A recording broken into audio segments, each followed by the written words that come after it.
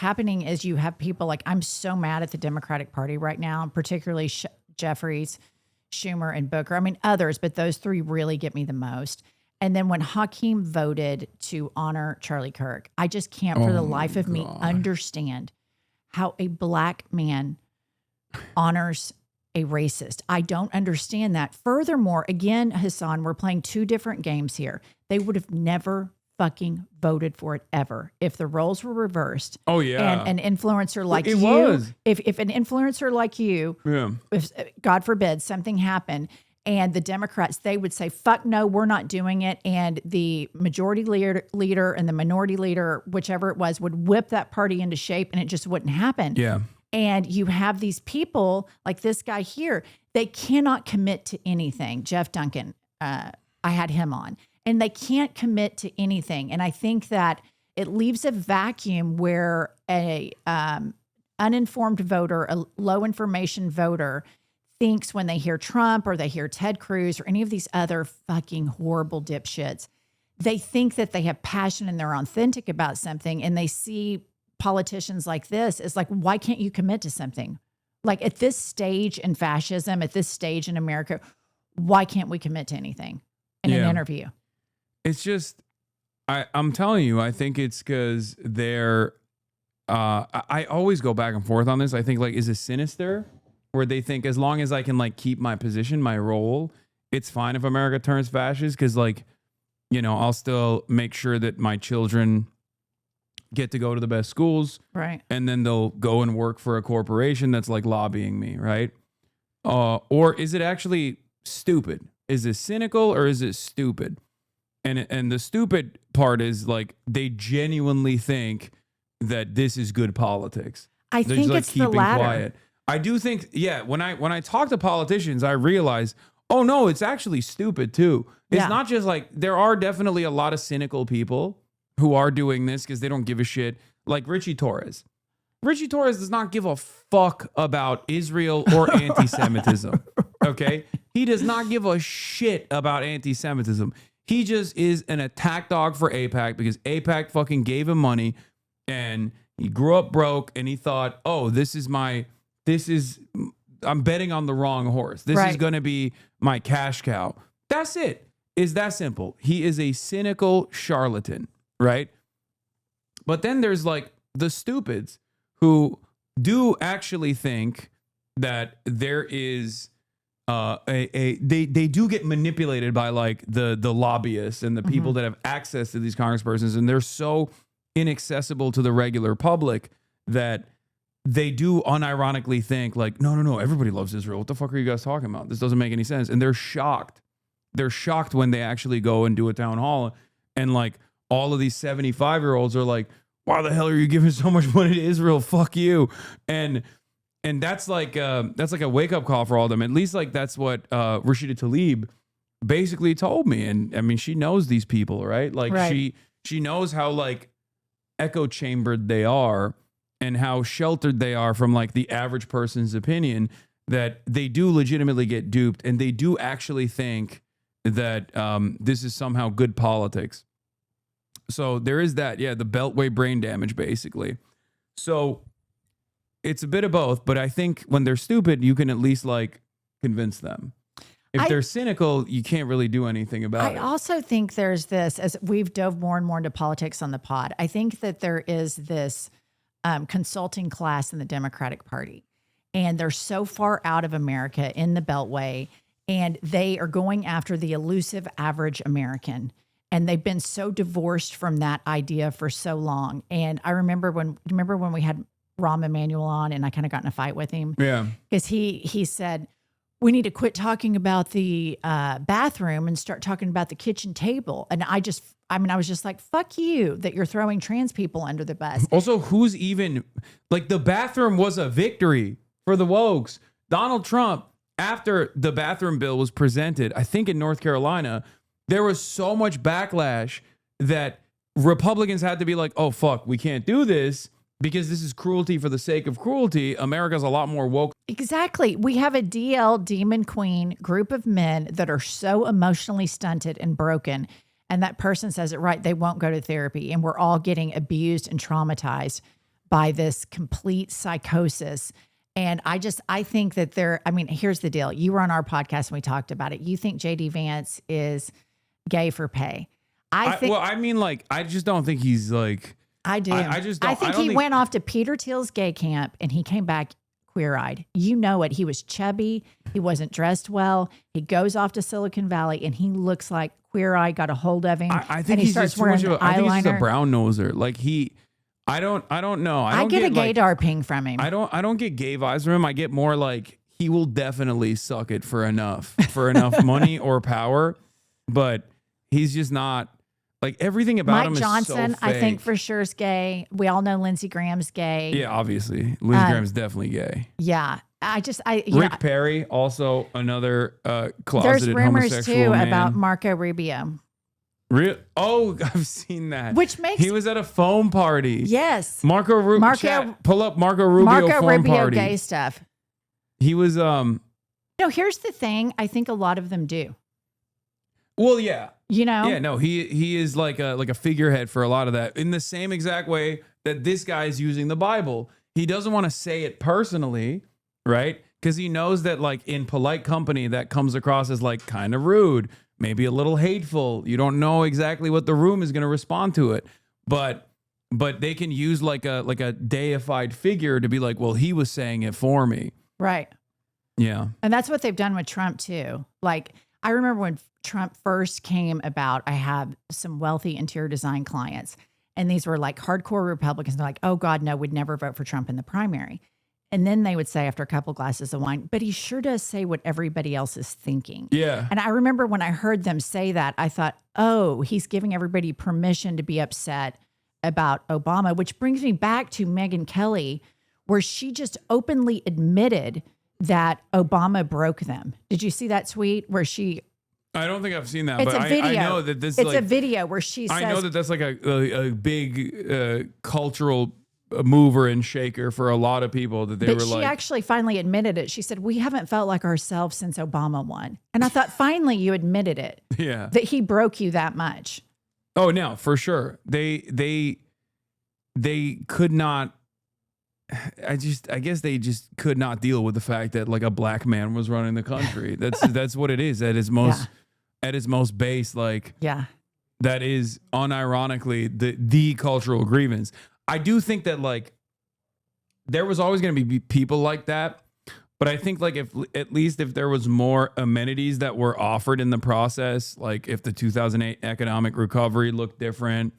If the healthcare initiatives were more expansive and it wasn't just like another shitty patch-up job to offer subsidies to private healthcare, if those things happen, I think that there would have been more of a conciliatory tone, right, to the white supremacist attitudes that many Americans still have and just never let go of.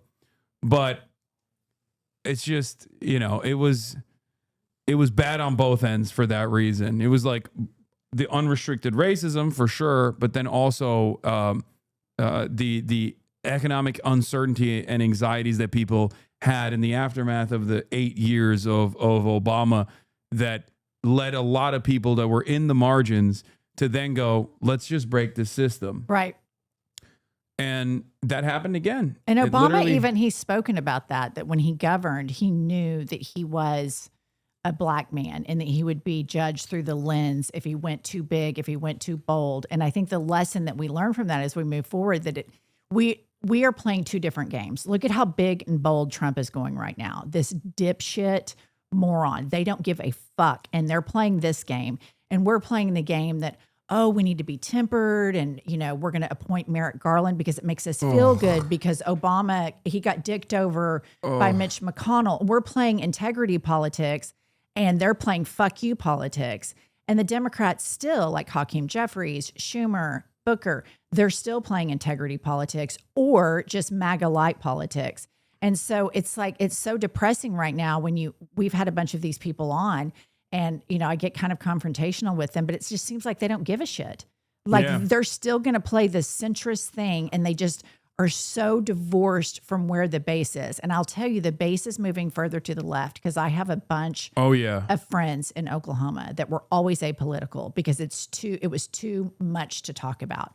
Now they're forced to talk about it because if their daughters get raped, there's a total abortion ban in Oklahoma. Yeah. And so, I went after him. So now they're talking about politics a lot more, and they've gotten super progressive, really progressive. Yeah. And it does, I think, like, force people to open their eyes to the reality because, like, when there are significant legal setbacks being presented that actually impact their lives, they're like, okay, well, now I do have to take action. Because otherwise they're just like so busy with their day-to-day existence, trying to make ends meet, trying to make sure that their children have a better future, right? Whatever, right? That where a lot of Americans, I think, find themselves in this situation where they're like, neither party really represents my interests. I don't see anyone that is like a unique voice or presenting an alternative vision that I could agree with or offer me the things that I want. Right. And the Democrats certainly don't do that. So they just go, why do I care? You know, I'm in Oklahoma. It's going to go right wing anyway. Yeah. Might as well not fucking vote at all. Yeah. And that's what the big issue is. And that's what I was trying to tell every Democrat over and over again. You saw me at the DNC. I did. Anyone I could speak to, I was like, you guys are not seeing what these fucking dudes are doing. They keep talking about migrants as like rapists, drug dealer, criminals. They keep talking about doing mass deportations. Please address how violent that is going to look like. People will inevitably get mad at that if that happens in their neighborhoods. Right. Because there's no stability when you got masked, armed agents of the state coming out of unmarked vans and like kidnapping the dude that is the grocery store clerk. Yeah. That act doesn't make America more safe. That act doesn't make Americans feel more safe. As a matter of fact, it makes Americans feel less safe. And then for the heartless Americans that, like the country club Republicans that I'm talking about, when it's their housekeeper or somebody that works for them, then all of a sudden they give a shit because they are using that type of labor to exploit. Yeah. And it's consistent, good labor that they're like, oh, well, I can have these people do it for a lot less. And so I know this woman who I thought was for sure Republican. I know she was. And her housekeeper and the housekeeper's son got deported. And I've never really hung out with this woman much. Our kids went to school together. And I got a text from her 2 weeks ago that said, I started listening to your podcast. Some people I love were deported. Thank you for fighting for these people. So there's a change that's happening even in deep red states. And what pisses me off is these fucking Democrats are not messaging that. They're not capitalizing on that. They're nowhere to be found. It's milquetoast, limp dick politics. It drives me crazy. They all listen to fucking James Carville, who went on television a couple months ago and said, we're just not going to do anything. Everyone's going to get mad at the Republicans. And then, of course, we're the only other alternative, so they're going to vote for us. And that's unironically what their plan is. I cannot believe it. And there is no guarantee that is going to be a success this time around, especially because when you look at the polls, the Democrats are even less popular than Trump because at least Trump has his base still. It's withering away, but he's like offering them cultural grievances that he fights for, right? Like, we're going to fire Jimmy Kimmel. There's enough dipshits in this country that go, hell yeah, Mr. President, that's great, right? It obviously invokes a lot of reaction to it as well. A lot of people get mad. They go, what the fuck? This is a First Amendment violation. We don't like this. But there is still a base that goes, we love the resentment politics that you're demonstrating. You're packing up our enemies. Right. Random Guatemalan people. You know what I mean? Like, this is what I voted for, is what they say on Twitter. Democrats don't have any base, and it's the exact same problem that caused them to lose the election in the first place, because they just push away their base of support, and they think that like people will just operate off of harm reduction politics. Mm-hmm. They'll just go, well, obviously Democrats are marginally better than the Republicans, might as well vote for them over the other guy. But that clearly doesn't get asses off seats to go out and vote, especially when voting already has pre-existing hurdles. It's you vote during a work day. You know what I mean? It's not compulsory. So It's just not happening. No, I agree. And I think that what's motion in terms of like negotiations than he does, and only because he's a golf buddy of Donald Trump. right. And so he's just this guy. What about Stephen Miller? I think he's running He's the whole show. Psycho. I think so too. He is the deep, dark mind behind a lot of the white nativist sentiment. He was in 2016 as well. And he's an agent of Satan. Like, he is literally Satan incarnate. He openly talked about like he's Jewish. Right. And he openly talked about like white supremacist works that he read. They're like deeply anti-Semitic all the way back in 2016 as like a important things that he read that like shaped his worldview. It's so psychotic. His wife said he's a matador. His wife thinks Elon is a matador. She said on Jesse Waters that her husband was a sexual matador. Yeah, he's ugh. No, I read a whole article about him that came out recently, and I think that my opinion is that, like, look at the stuff that Trump's interested in. Like, he's redecorating. He's got the ballroom. Yeah. He has these vanity projects that he's engaged in. He doesn't give a fuck about policy. He's a famous non-reader. The only book that we've ever known or that's ever been reported that he's read is Mein Kampf, that his first wife said that was on his nightstand. That's the only book. Than we thought it was, even on the trans issue. So they had to go back to the drawing board to figure out a different way to attack trans people. Well, and the Democrats don't message Trump was it pro-trans properly. in 2016. Well, he's best friends with Caitlyn Jenner. I mean, she's trotting around Caitlyn Jenner's also Mar-a-Lago all the time. But The trans issue, if they would just be better about saying, why do you care who goes where in the restroom? Why is everybody in MAGA constantly talking about trans people, gay people? Yeah. Why are y'all constantly talking about that? And they never flip it back. Democrats absorb the attack and then they play defense the whole time instead of punching back and saying, why is Grindr having outages after Charlie Kirk's funeral? Why is Grindr having outages at after the CPAC. RNC? Why is Benny Johnson getting fed gay cruise places? And here's the deal. We want Benny to go on that gay cruise. We want that to happen for him. Well, his wife doesn't. His wife, I know for a fact, his wife does not allow Benny to go on work trips by himself any longer. I mean, here's the thing. He was hanging out with other men too much, it seems. Yeah. I think I have a whole hypothesis that MAGA has a DL demon queen problem. And they think, okay, if we can make the country Christian nationalist, if we can put prayer in schools, if we can do all of these things, then maybe I won't want to go eat ass. And then it's never going to fix it because they have so much shame and they live in such Puritan culture that they are trying to legislate and be the moral police out of their own sexual problems. Yeah. Oh, here, speaking of Benny Johnson, here it is. An ex-coworker of Benny Johnson revealed that he had gay hookups with him. He also has searched gay cruises so much that it appeared on his Google ads. He's a closet homosexual or bisexual/pansexual who pushes a far-right agenda that targets the rights of LGBTQ people. Here's Saeed Jones says, I made out with Benny Johnson in an empty dressing room at BuzzFeed holiday party in 2013. It haunts me to this day. Anyway, it's funny. He's done literally everything but come out of the closet. Men will literally become traitors of the country rather than go to therapy. Betty, who performed at the holiday party BuzzFeed hosted at Webster Hall in 2013, Betty, who performed at the holiday party, everyone got sloshed because of the open bar. Benny and I went into the dressing room and started kissing. Would have gone further, but he said something cringe enough to snap me back to my senses. I rolled my eyes and left. Anyway, I'm definitely not the only guy Benny Johnson has made out with. I've heard him and his wife are swingers. She's pregnant with her fourth child now, which, LOL. Anyway, when I warn y'all about sleeper agents, I'm speaking from experience. Demons walk among us. I'm not naming names, but I was just informed I wasn't even the only guy Benny made out with that night. He was at a phone party in Florida. I saw a video the other day.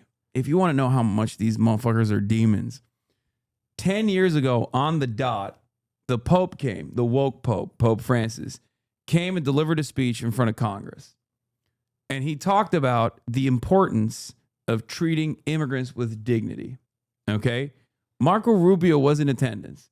The camera panned to him. he was crying. He had tears in his fucking eyes. Now he's the Secretary of State. He leads the State Department, and he is he leads the State Department. And he's deporting people for like hurting Israel's feelings. Yet columnist claims this might be a photo of Marco Rubio at a gay Miami foam party in the 90s. Now, the thing is, it could be him. I mean, it does look like him. Oh my God, it's definitely him. But this could just be because he's from Florida. Because like he's just a Miami Cuban. You know what I mean? They do get up to some Here's gay the shit. thing. I think that there's a whole thing with these MAGA men, and they're either, they're sexual abusers. There's some sort of sexual dysfunction that unites them in this cause. And then you have the women that they put up front to gender wash so that they can keep women voters voting along with it. Like the new attorney that is George Comey. Have you seen her? Lindsay, the new, the prosecutor. In Virginia. U.S. attorney. In Virginia. Yeah, what the fuck? But that's gender. We had this NYU professor on the pod, and she said that authoritarians will put women in positions like that to gender wash, to make it look like, oh, we're not anti-women. Look, we have this woman like Pam Bondi. Yeah. We have her in this power, and it's a ploy that they use. But I'm telling you, I think my hypothesis about the DL Demon Queens at the heart of MAGA, it's going to turn out being true. And I'm going to take a victory lap. I can see that.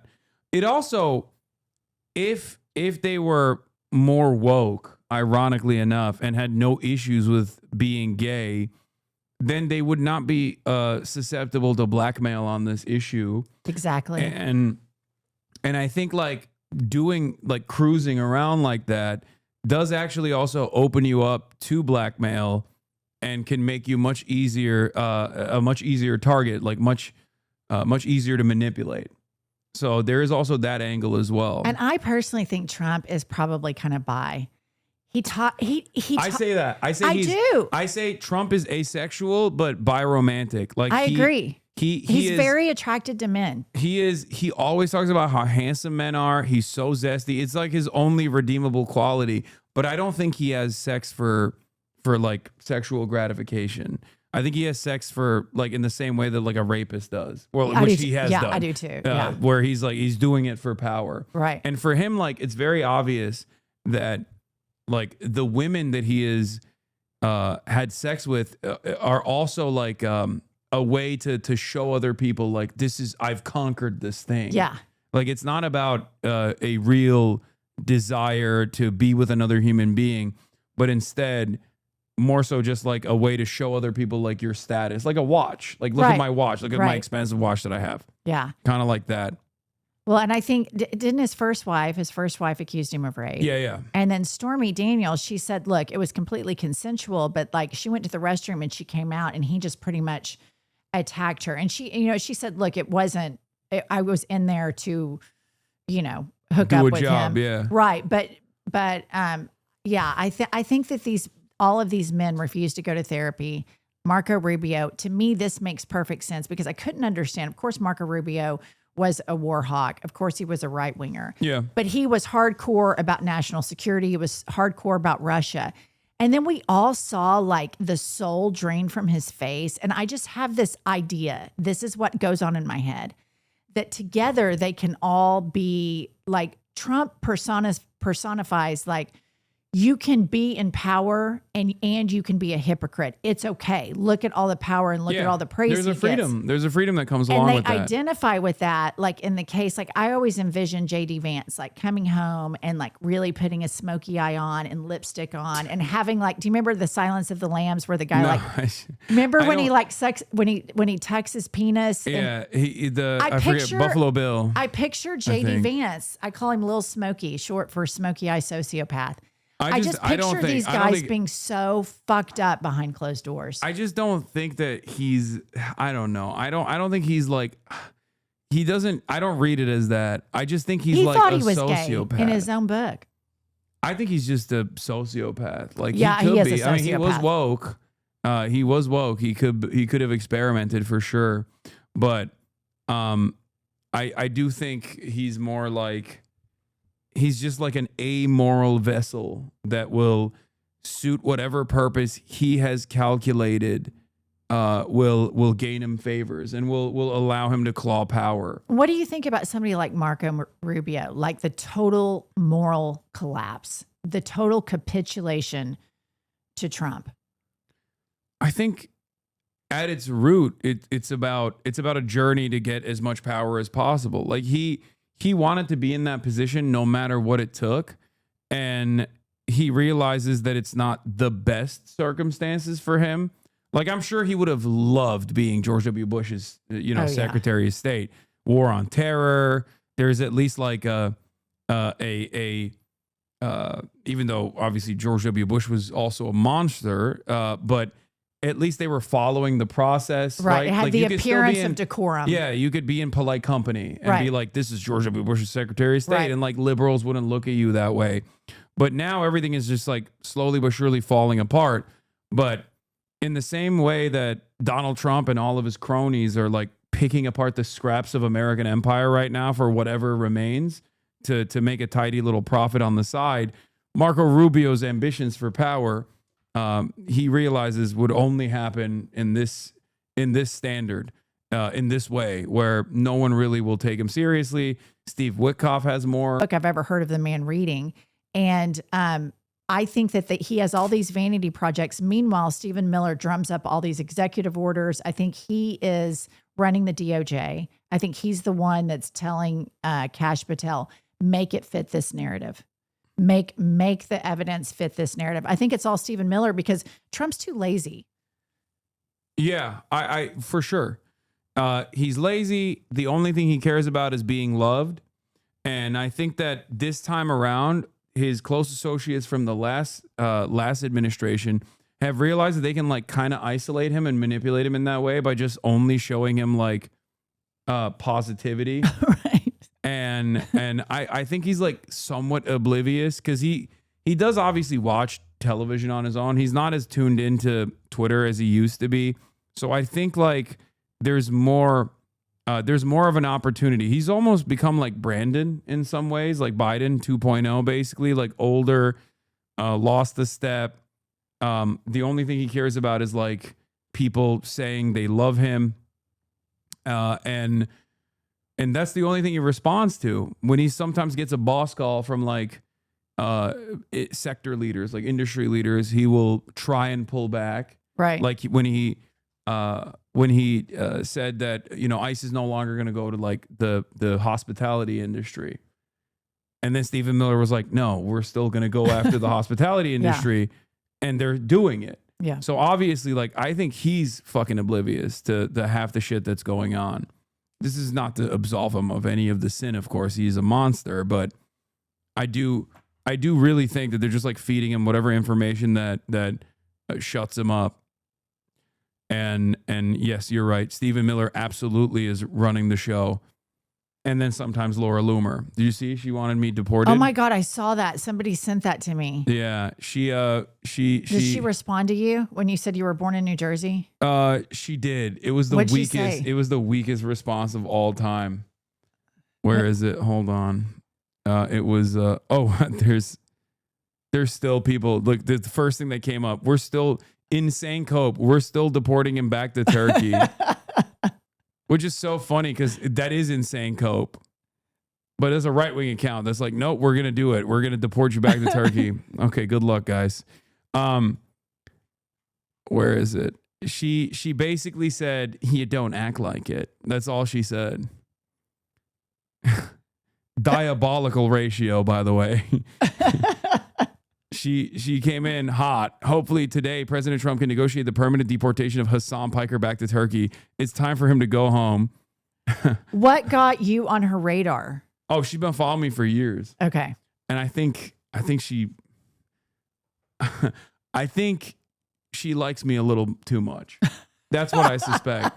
I have noticed this in like a lot of prominent conservative women that will like openly say it too sometimes, like Brett Cooper, Fem Shapiro, the girl that looks like Ben Shapiro. Oh yeah. Oh, I saw this. Is this a real tweet? I saved it on my Instagram that Ben Shapiro has deleted it since then, but He never deletes tweets, so Okay. it might not be. I think he has a policy of keeping it up all the time. It was something about, then somebody must have made it up. I probably fell for it. What is it? It's not loading. Oh. I mean, I don't have, but it was something about, What was it? it was a tweet that allegedly said Ben Shapiro had tweeted and since deleted that he said, you can't cave to homosexuality or transphobia. Well, let's say you had a really hot sibling. It was something about like, you have to resist those urges or something. It was insane. I saw it, and then somebody had put it on Instagram and said it could be fake, Okay. but what you're actually saying is unironically what Rick Perry said. That's why I say he's in the closet, because Rick Perry said it's like alcoholism. You know, you just have to avoid it. And if you're not gay, you don't think about homosexuality like that, because like. Never in my life have I been like, man, I really got to put the penis down. You know what I mean? Oh man, there's just dicks all around. There's just dicks all around me, just waiting That's to be why sucked. I'm saying I think MAGA has a DL Demon Queen problem because they talk about gay stuff all the time. Wait, it's from 2020. So Ben Shapiro attacks LGBTQ people because he wants to sleep with his sister. Okay, read that. No, but this is from Queerty, so it's probably not real. But the thing with homosexuality and transgenderism is this simply boils down to exerting control over your impulses. Like, say you have a hot sister. Yeah, oh no, this is fake. Because this was at the time when everybody was talking about Abigail, his sister, who is okay. who's an opera singer. So are they finding this stuff as we talk about it and then sending it to you? Love is love is love is love. NYC Pride. So consensual incest is okay then, right? I mean, he's made inferences to fucking his sister, but that tweet is probably not real. Brett Cooper calling you hot, LMFAO. Yeah, okay, we don't have to do that right now, but so yeah, he has made a similar statement, but just not as direct as this. Maybe you steal her underwear a couple of times, but it goes no further than that. Yeah, it's definitely fake. Yeah. Did you seriously forget about Ben tweeting about your cock? Wait, what? Did he tweet about my penis? No, he just talked about how I was gallivanting shirtless or something. It isn't Ben Shapiro the one that couldn't understand, that tried to diagnose Cardi B with a medical condition. It's not real. For her WAP song. Isn't that on video? Yeah. He's like, wet ass P word. Because my wife is a doctor. Right. And she informed me. that would be a medical condition. Yeah. Man, that was the peak. That was the peak of Ben Shabibo. Is he still popular? No, he's washed. He's so washed. I think he's like desperately trying to pick up the mantle from Charlie Kirk. And the same with Steven Crowder too. Steven Crowder, now he is openly admitted that he had a bisexual phase. Oh, really? Oh yeah, he said he had the bisexual demon. We're really proud of him for feeling so where is it? Oh, here's the video. comfortable sharing that. I'm afraid of Mr. Hyde rearing his ugly bisexual head. That was a short phase. What? I'm afraid of Mr. Hyde rearing his ugly bisexual. Yeah. We're really proud of him for feeling so comfortable sharing that. What the hell's going on with this link? Why is it not like properly loading? We're really proud of him for feeling Oh, there it is. so comfortable sharing that. I'm afraid of Mr. Hyde rearing his ugly bisexual head. That was a short phase. What? I'm afraid of Mr. Hyde rearing his ugly bisexual head. That was a short phase. Could you please elaborate for new fans among us? Some of us may be going through our own short phase and would be interested to know how you eventually won the battle and found a good woman to please. Oh my God, there's like dudes in the chat being like, they're gay and they're scared of being gay. Stunned H3H2 correspondent Hasanabi shocked by Steven Crowder's bisexual thirsting. These are from a year ago, chat. This is a video from 4 years ago, and these are comments from a year ago. No, I'm afraid of getting angry, afraid of being too emotional, afraid of being obsessive. Because of that, I'm afraid of alienating friends, family, people who I care about most. Something I think about a lot. It's so funny that his like fall from grace came because he got a $50 million contract from the Daily Wire, to which he responded with, "This is a slave contract." And then everyone was like, "Dog, that's $50 million. The fuck are you talking about?" And then it came out that he was in the midst of like this really shitty divorce, and the wife basically leaked like Ring camera footage of him like abusing her, pretty much. Oh, yes, I think I saw that. The famous, "It doesn't work for me either." That's what he said to his wife, because he was like, his wife was like, "I'm pregnant with your child. I can't handle the dog medicine." And he was mad. This reminds me back to Megyn Kelly. So I'm friends with Don Lemon and his husband, Tim. And Don Lemon has said this on his Instagram. But Megyn Kelly, whenever they've been out, and it's Don and his husband, Tim, Megyn Kelly's husband is always staring, and gay men kind of know, like, you know, you would if you're checking out a chick and y'all keep making eye contact back and forth. Megyn Kelly's husband is always staring at Tim, the husband of Don Lemon. Don straight up called, because she got in a fight with Don on the internet, and Don straight up called out Megyn Kelly's husband. I'm telling you, I think the core of a lot of this shit that we're all suffering right now is a lot of unresolved, closeted issues. I mean, I do. certainly that plays a role in it for sure.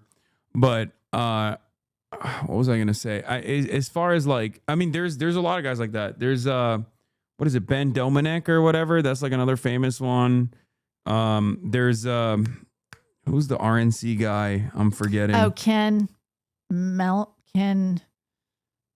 I know. I remember. No, it's not Ken. It's I mean, he's like straight Matt up like Matt Schlapp, yeah. He's But like straight up a rapist. Yeah, he's a predator. Yeah, he just like will literally sexually harass and assault like the Republican staffers. Well, and then just as soon as early as, we just did an episode on this, as early as February 2025, Matt Schlapp's in a bar grabbing people's balls and sexually assaulting people. And then a few months later, Piers Morgan, he was just on like last week, and they just keep platforming these, you know, this certain type of man. And when we interviewed that professor on authoritarianism, she said that's a whole part of the authoritarian play. You have a certain kind of man, and moral collapse happens all around. The radical left, because I feel like they would have been parading that around 100%. By now. Like here's what the happened? Thing. I don't trust anything coming out of that FBI. Anything. I don't trust, like when I saw the bullet the other day that said anti-ICE, I'm just, in my mind, I envisioned Kash Patel writing that on there and then taking a photograph of it and putting it out. I just don't trust anything because the narratives are immediately fitting what the administration wants. Yeah. And also in a very dumb way. Like that's like Kash Patel wrote that like really quickly. Right. Like, and he couldn't come up with like something better as a message. Ice. Yeah, he couldn't even say fuck ice. He was like, gotta write something anti-ice. Oh, okay, we got it. I nailed it. I don't think it's hyperbolic to think that we can't trust the information coming out of this administration. I can't trust anything Kash Patel says. No. Kash Patel could be telling me something that I want to hear, and I still will be like, I don't know if I agree with that. It's like Israel and Kash Patel have no credibility in my eyes. I agree. They just, if I hear even something I want to hear from either of these parties, I'd be like, I don't know if maybe I should reconsider. Maybe I should reconsider everything. But all of this Christian stuff is so terrifying to me because I grew up around people that really believe in this very simple spiritual warfare world. They think that it is very real, heaven, earth, good, bad. And if you think about Donald Trump, he's an evangelical preacher. He looks like an evangelical preacher. He grifts like an evangelical preacher. He talks like an evangelical preacher. The only thing is he fucks doesn't around like an evangelical scripture. preacher. He just doesn't have any command over that. Right. But it doesn't matter. No. Because as long as he is calculating the petty grievances of like the average American that's in his base of support, and he's just like really hitting those notes, clearly that's all that matters for a lot of these people. But I think this kind of stuff is not really working in their favor right now because his approval rating has been low. Right. But it was basically stuck. And only after the Charlie Kirk shooting did it actually go down. And it made me feel like the way he has behaved, because a lot of Americans, like, they abhor any sort of violence that's like, especially political violence, right? Right.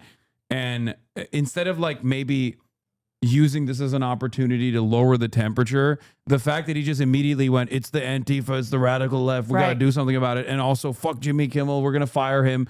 That I think pissed people off, and even like lowered the approval rating from his base as well to a certain degree. And I think the way they rolled out the funeral was a huge misfire on their part, because you have the base that is in the cult that is all in on this Christian nationalism. And then you have the what I call country club Republicans that are rich white people that make up a big part of the Republican base that are probably like Episcopalian or Methodist that look down on Christians like this. And I know a lot of people in Oklahoma City that are like Methodist or Episcopalian, like, oh, those Bible thumpers are the worst. Everybody saw the shooting. It's traumatizing to see that. So they could have rolled out the funeral in a different way, but they went full blown, tongue talking, hands waving, rattlesnake waving around, Christian nationalists. And I think that with the pyrotechnics. Totally. And I think that was a total misfire on their part, because that hits hard in the Bible Belt, but you start getting into blue states and they're kind of like, wait a minute. Oh shit. These people are fucking crazy. Yeah. I mean, I don't know how much, like, because I think those guys ultimately, like the diehard Republican voters, regardless of their like sense of superiority over like the white evangelical Protestants, still ultimately are held together by the same cultural grievance and resentment, like, you know, the destruction of the left or whatever, like, you know, liberal elites and liberal society, and also they like the tax cuts and stuff too, more than anything else, and deregulation, but. I think like the reality of the matter is Charlie Kirk didn't have the motion that these guys presented him as having. And the more they just like badger you in the head with this, because it's very clear, like it wasn't like a period of mourning. Because what did they do? The first thing they did, we just watched a lady in Oregon go to a Starbucks and have like a panic attack meltdown because they gave her the Charlie Kirk drink. And it said Charlie Kirk on it. And they actually even said Charlie Kirk, like when they were announcing it, but it wasn't sufficient for her. So she like lost her mind. She was like, why wouldn't you say this? Free speech is dying. Like you're doing it. And it's like, when people see stuff like that, I think it has this backlash where people go, all right, dude, fucking calm down. You know what I mean? Like, fuck. Like I recently I play tennis every day, and I went to go play tennis the other day, and this guy was on the court next to me. I've known him forever. He's a total swinging dick, Trump supporter, Republican. And he goes, hey, Jennifer, look. And he picks up his coffee cup and it has Charlie on it. And this guy's name is Cliff. And everybody calls him Stiffy, Cliffy, because he's the biggest pervert. And I'm standing at this kind of bougie tennis club. And I looked at him and I go, fuck you, Cliff. Charlie Kirk is the biggest fucking racist, misogynist piece of shit. I cannot believe you just showed me that. I cannot believe you're trotting around with that cup. And he goes, don't say that. Don't say that, Jennifer. I said, it's true. Do you know the shit that he says, Cliff? And Cliff's like, don't say that. And I'm like, Cliff, fuck you, Cliff. Don't ever show me that shit again. And here's the thing. You should have been like, here, read out loud this Kirk quote. Right. You should just have that. You should be like, here, just read it out loud. This is what he said. Do you think this is appropriate? Yeah. Now Trump's goons also make profit too with the for-profit prison system.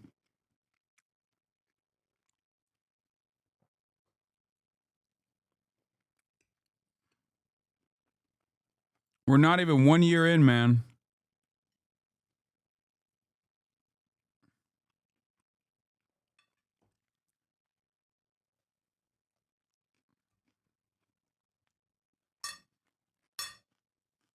Where'd you think it was going to go?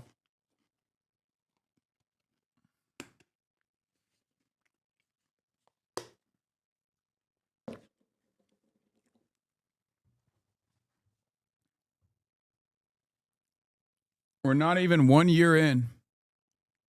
And this is the type of shit that they're pulling off. And they don't even have any sort of popular support. And what remains of their support is diminishing by the day.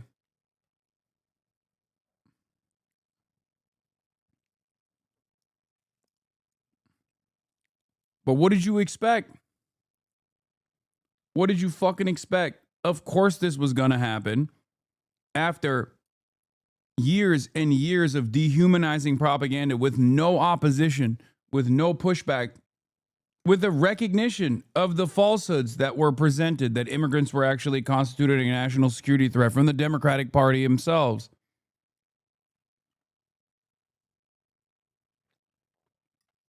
And for the record,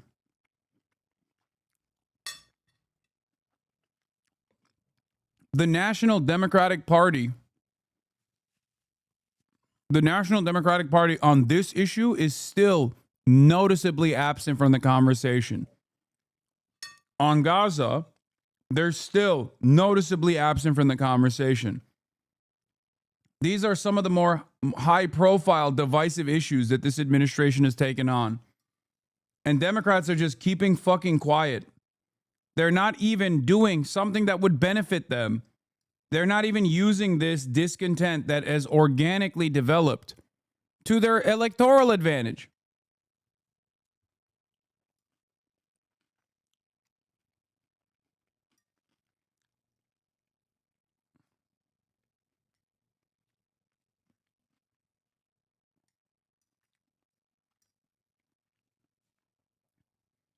It seems that they are under the false notion that as long as this discontent grows organically, they don't even have to do anything, and people will come to that conclusion to vote for Democrats down the line.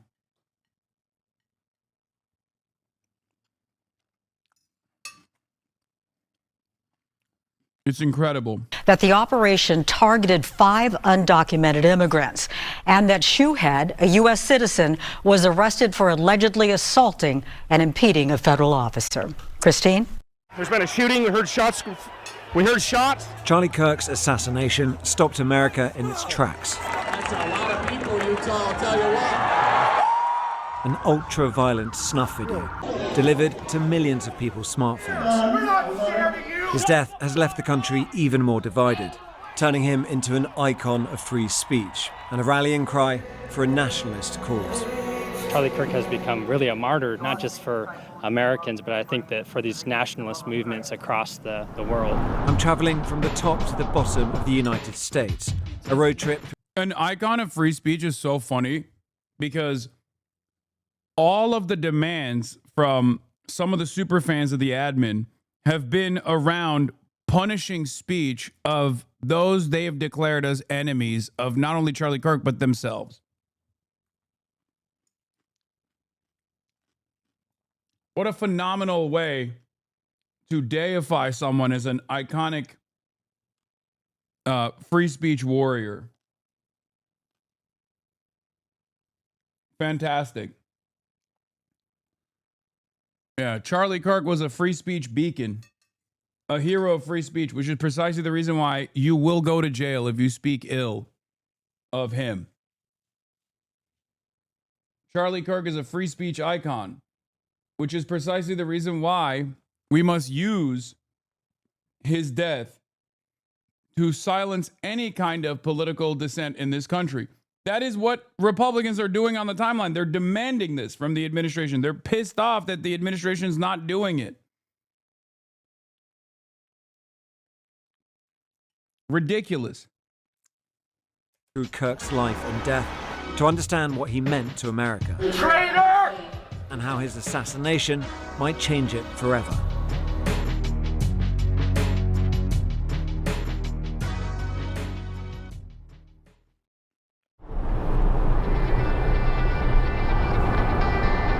This is actually where Charlie Kirk was going to speak next. And that debate is still going on without him. So I suppose we're going to see what that show looks like, what that movement looks like without him.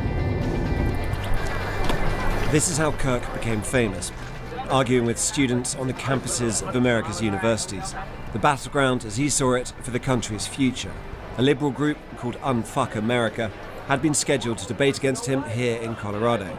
They decided to go ahead with the event in his memory and in a spirit of civility. How do we win a culture war like this, where it's constantly, like you said, we can't even agree on the same facts? So where do you see this going? How do you unfuck something? I think the left has been disavowing violence and calling for a decrease in the rhetoric for like the past decade. Who you called for violence? Why did you call for violence? I never said conservative.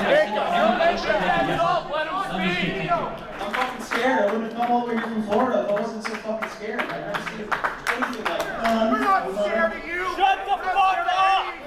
Hey, I want the speaker. I want to honor his time. You're a God bless you. That's great. You know, the next day I suck, I'm gonna have you in mind when I'm doing it. Hey, I appreciate you. You're a degenerate. Let him fight. Let him fight. This entire thing shows how fucking stupid the entire concept of debate is. Heartwarming. The worst people you know are fighting. I know.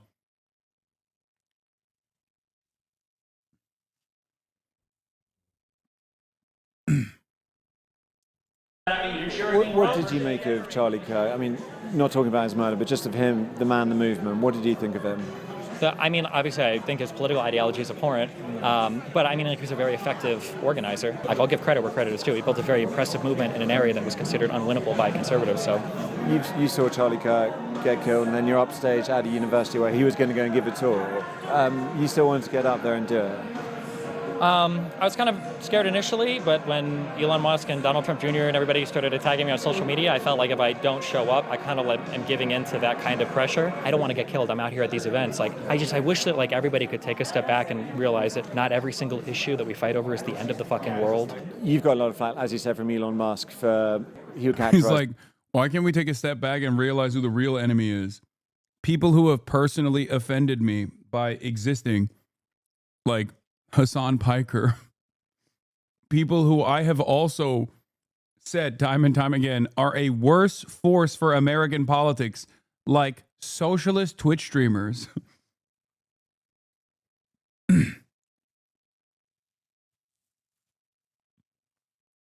It's not even a joke. He literally did say that, which is so, I mean, it's pretty funny, especially because like the administration has been putting a target on him now, even though him and his bestie were actively aligning themselves with some of these fucking Republicans because they thought the Republicans would be more effective in deplatforming me than the liberals would. Yes, Epstein has said I'm worse than Donald Trump and Adolf Hitler.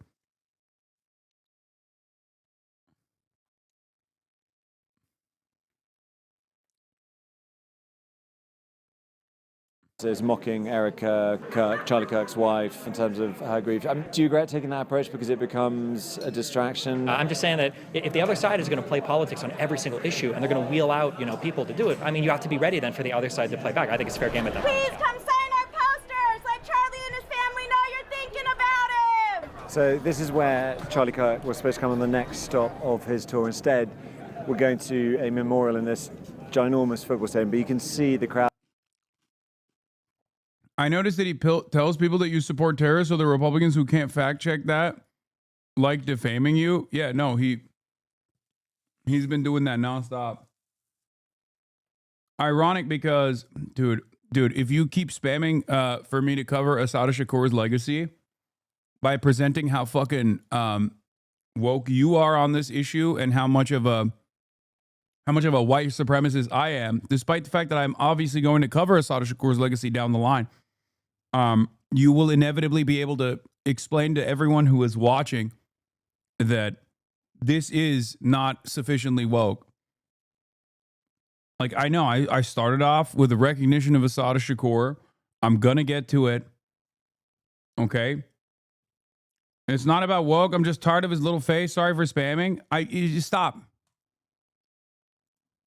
Take an hour off. Hopefully by that time, I'll be talking about Assata Shakur. Okay? Yes, Asada Shakur passed away in Cuba today at the age of 78.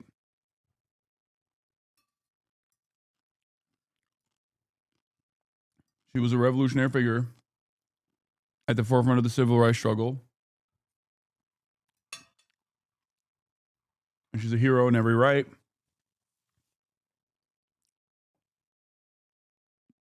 I'm going to talk about it later. As you can also see the security, there's been a police helicopter up there, huge police presence, horses there. By the dawn's early light, what so proudly we I've always said that America is not going to fall from some foreign enemy, some outside force. The way America will fall is from within.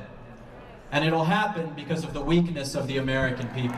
This is a vigil, but it's also really a recruitment drive. Speakers here addressing this crowd, and you can see the effect it is having on that crowd. A lot of people have come quite a long way to be here. There are students in there too, but this is a pretty liberal part of Colorado. And here they are talking about Turning Point USA and where this movement goes next.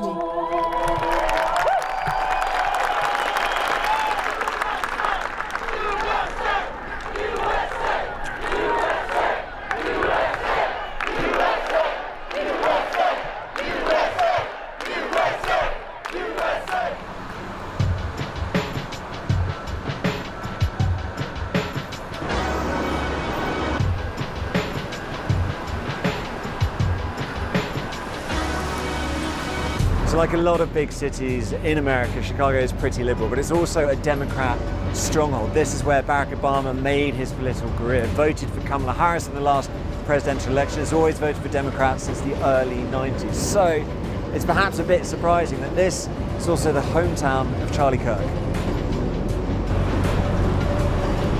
Driving out of the city to the suburbs, because that's really where this story begins. It's also where the movement that It's not. Ain't nobody got smoke like a right-wing dude in a blue area. You know this. I talk about it all the time. Whether it be Naperville Andes or whether it be Orange County motherfuckers. Okay? Red exurbs, red suburbs in an overwhelmingly blue area have some of the biggest right-wing monsters you ever met. I would take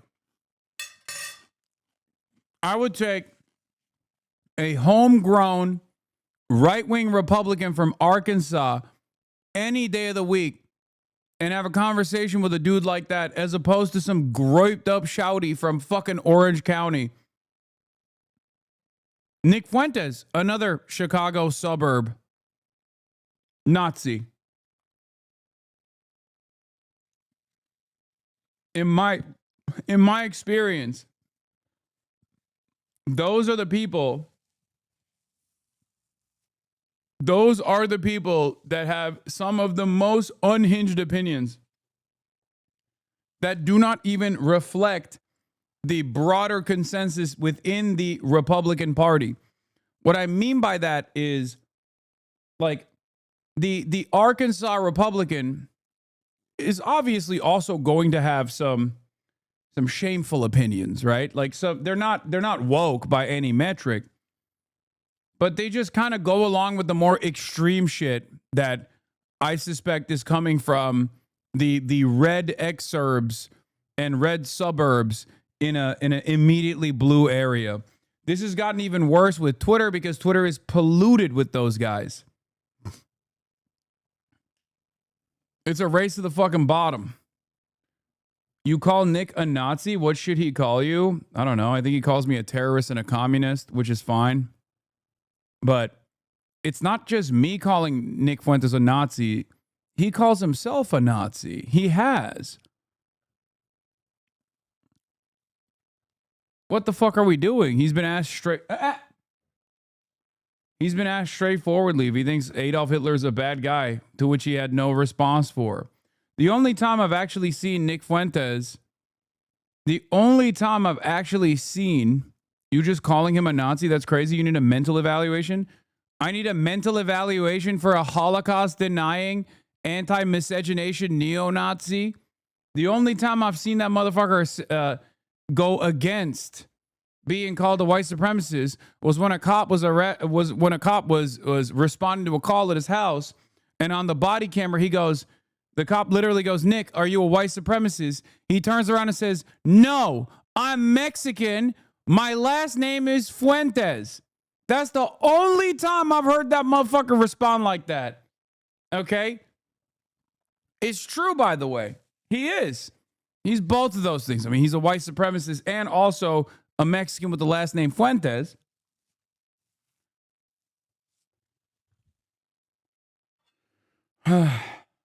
Yeah. That's your fucking hero, dude. Goddamn basement dwelling gay virgin Mexican neo-Nazi. Holy shit.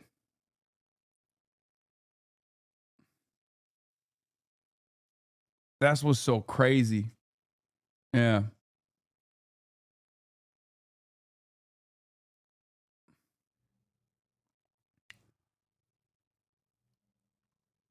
Pestany took his virginity? Okay, we don't know. We don't know. He just gave him a suck job, allegedly. I don't know if that could be considered taking his virginity. Maybe his, like, blowjob virginity.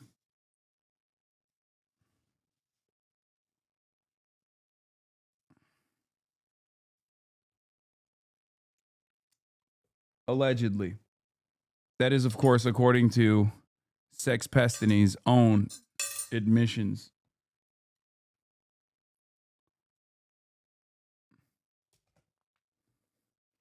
One of the funniest things that his fucking community still does to this day is to be like, wow, Hassan is being really homophobic by bringing up the fact that our favorite content creator, who's supposed to be the fucking liberal champion of the world, sucked the penis of a avowed, self-identified neo-Nazi. It's like, no, man, I don't give a fuck whose dick you suck unless it's a Nazi dick. I love that. I love the fucking, oh, dude, I can't believe Hassan is so homophobic for that.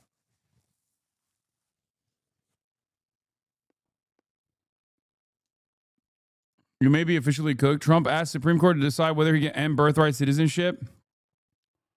Holy shit.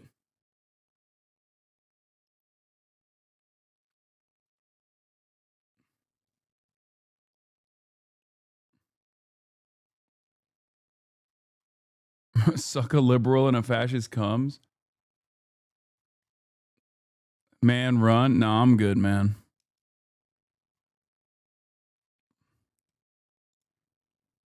Anyway, it is pretty funny that this motherfucker literally said, I need a mental evaluation for calling a self-described neo-Nazi a fucking Nazi. I don't think it is I who needs a mental evaluation, brother. I think you got to figure it out. Don't worry, though. In an effort to win over large percentages of the Charlie Kirk audience, Nick Fuentes has decided, actually, Muslims are objectively worse for America than the Jews. After spending his entire political career finding some kind of Jewish reason for every awful thing that's happened in America, he became woke now. And his fan base is so funny because their cope is like, no, you don't understand. Nick Fuentes has always done a racial hierarchy.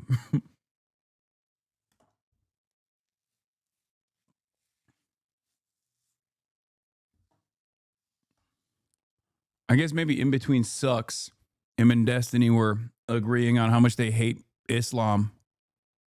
He started Clues About Its Future, My Life.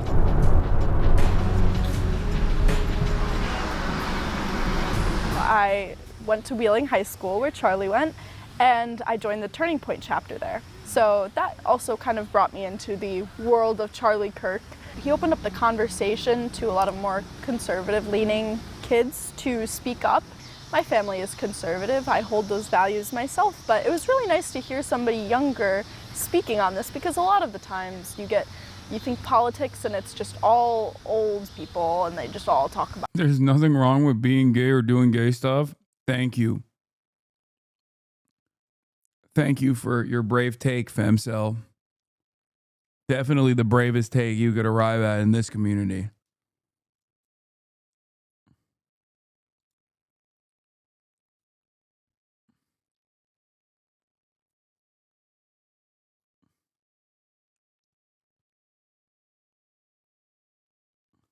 That. So it was nice to hear a young voice. And have you had backlash for being a sort of Charlie Kirk supporter from your friends or online? I have, but What do people say? That I'm horrible, that I'm racist, that I'm homophobic, that I'm transphobic, just all of the phobics. And I don't identify myself with any of that. I think that I'm a very loving and open person to anybody. Okay, so what do you think about trans people should be the follow-up question.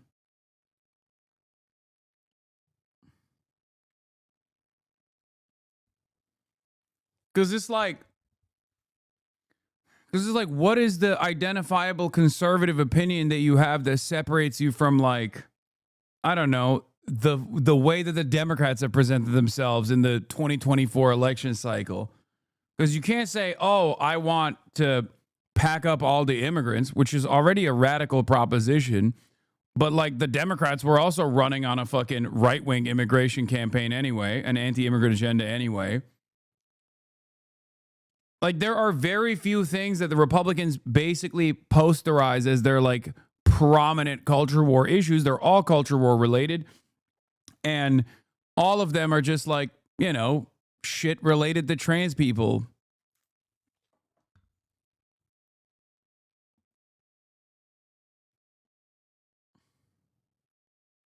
We arrived in our car and you clocked us already. I knew from filming right away that you were either up to no good or you're going to do an interview.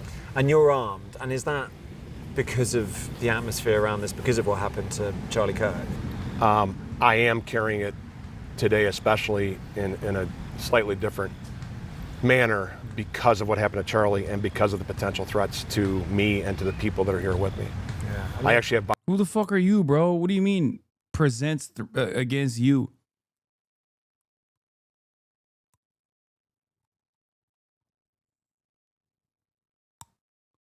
Body armor in the car too, so.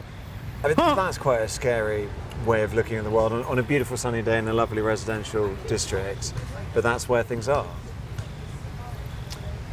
When you're a sheepdog, things are always a potential threat. I consider my...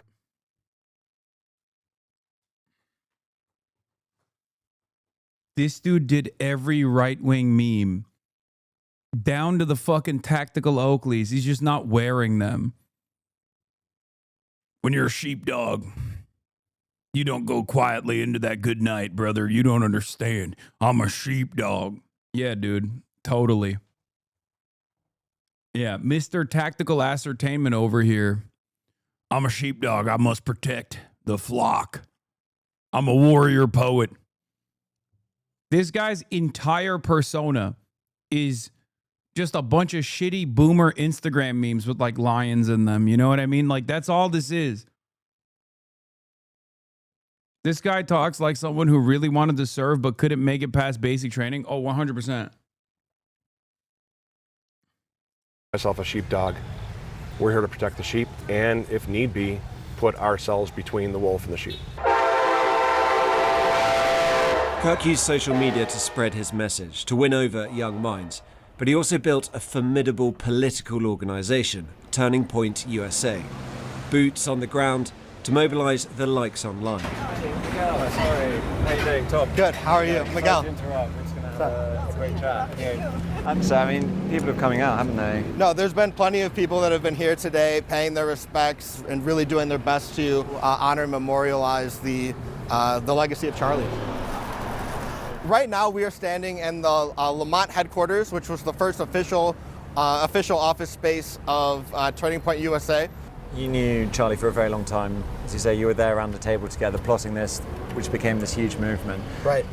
I mean, what was it like, the news for you, when you heard that he had been shot? I stupidly opened up my Twitter app or my X app, and the video was the first thing that I saw, and you know, I really wish that I hadn't seen the video, but it was definitely a very difficult day to get that kind of news, for sure. I'm sorry. I mean, yeah, just right there, that's your friend, and the video is so graphic. Right. It's fine if you want to take a second. No, it's okay. I think that there are plenty of opportunists that will want to see this as a Franz Ferdinand assassination type of an event in the culture war, who will want to take any... Franz Trinidad.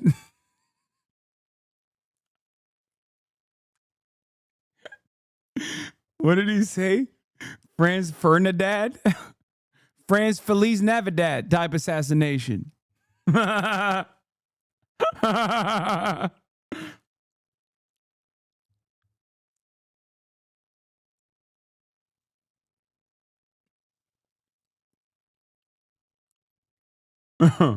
Oh man. every opportunity to use this to continue to drive division and to see this as an opportunity to create World War III.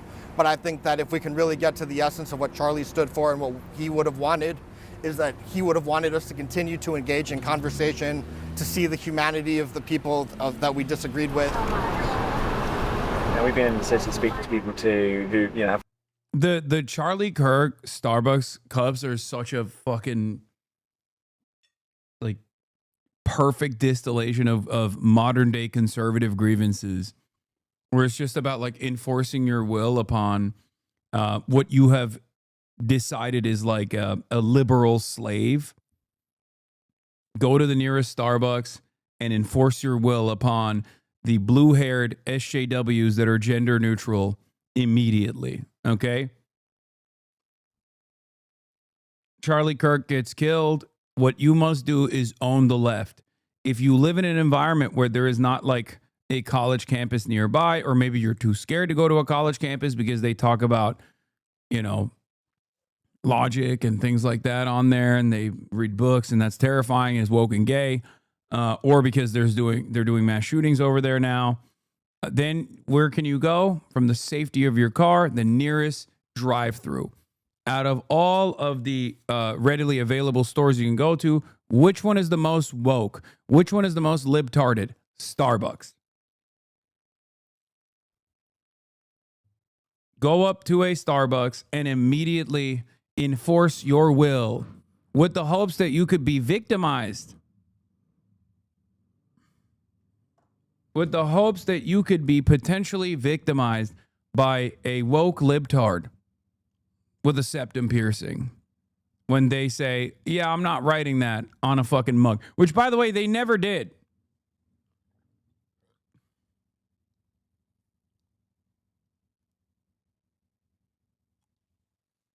Yeah. Conservatives worship and honor Charlie Kirk by annoying the hell out of everyone around them. Well, that's the only speed they got. It's no different than the guy who comes in here with a sock account, who's just sad all the fucking time, and his immediate family members have left him behind. So they just try to be as annoying as they possibly can in here, because that offers some kind of recognition to their humanity, that they're still here. It's the same shit.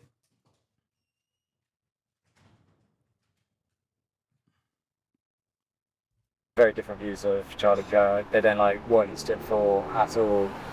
Do you see where they're coming from? I certainly do. It's from the dark side. And if you are in light and you are a believer and follower of Jesus Christ, you understand what things he was saying. You understand. But when you're in darkness, they're more threatened by that. They don't understand it, and they're threatened. Satan is always threatened. When we're speaking to those people, the things they cite are his attitudes towards, say, gay marriage, for instance, or towards Islam as well. Let me give you this. Do you think that his views there were informed by his Christianity? There are no absolute okays in this world. There is right and wrong. And sometimes it's hard for people to hear that something is wrong. Like gay marriage, for instance. That's right. That or any other thing that brings them pleasure and they're enjoying it, they don't want to hear that maybe that's not the road to go down. Another dumbass faked the Starbucks writing loser on the cup. Then that location was getting threatened and harassed until CCTV proved it was a hoax. Yeah. Oh, yeah. Karen has a meltdown in a Starbucks because barista forgot to call out Charlie Kirk's name.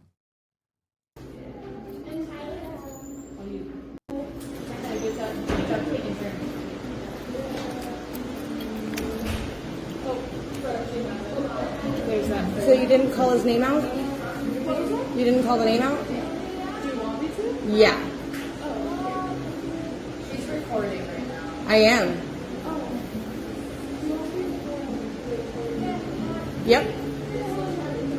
Charlie. Why can't you say his last name? What is happening? Why are you being like that to her? Why are you being like, yeah, why are you being like this? No, why are you I can't tell you what I personally feel should be done to some people that behave like this. I just can't.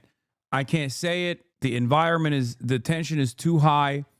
But I think like it would be best if they didn't forget to take their medically prescribed lithium. Okay.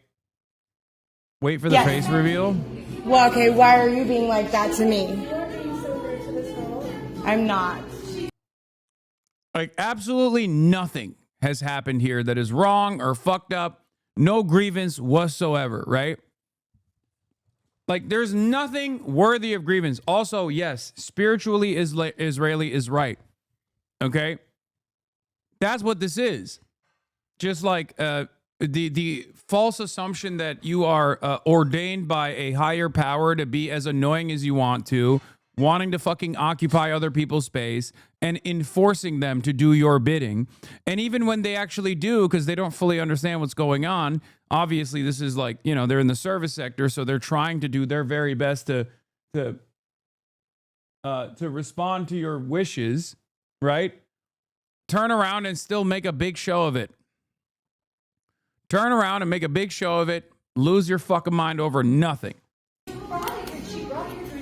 I actually am making a point, a big point. recording her, setting her up for failure? I actually wrote a very good post prior to This is this. crazy, man. It's not. I wrote a very good post I wrote a very good post prior to this. Oh no. prior to this. You did nothing wrong. I wrote a really good post. I was really hoping you were going to make the right choice. It's not politics. A man spoke up for what he believes in and he got shot in the neck over it. And you couldn't stand there and call my name out, my name. But you called his name out. But you called his name out, couldn't call his name out. Called his name out, but couldn't call his name out. No, actually I was setting him up for success because I wrote a really good report. Excuse me? Oh my God. Of course she has her animal inside. I can't. I'm sorry. I'm not one of these people when I bring Kaya everywhere, okay?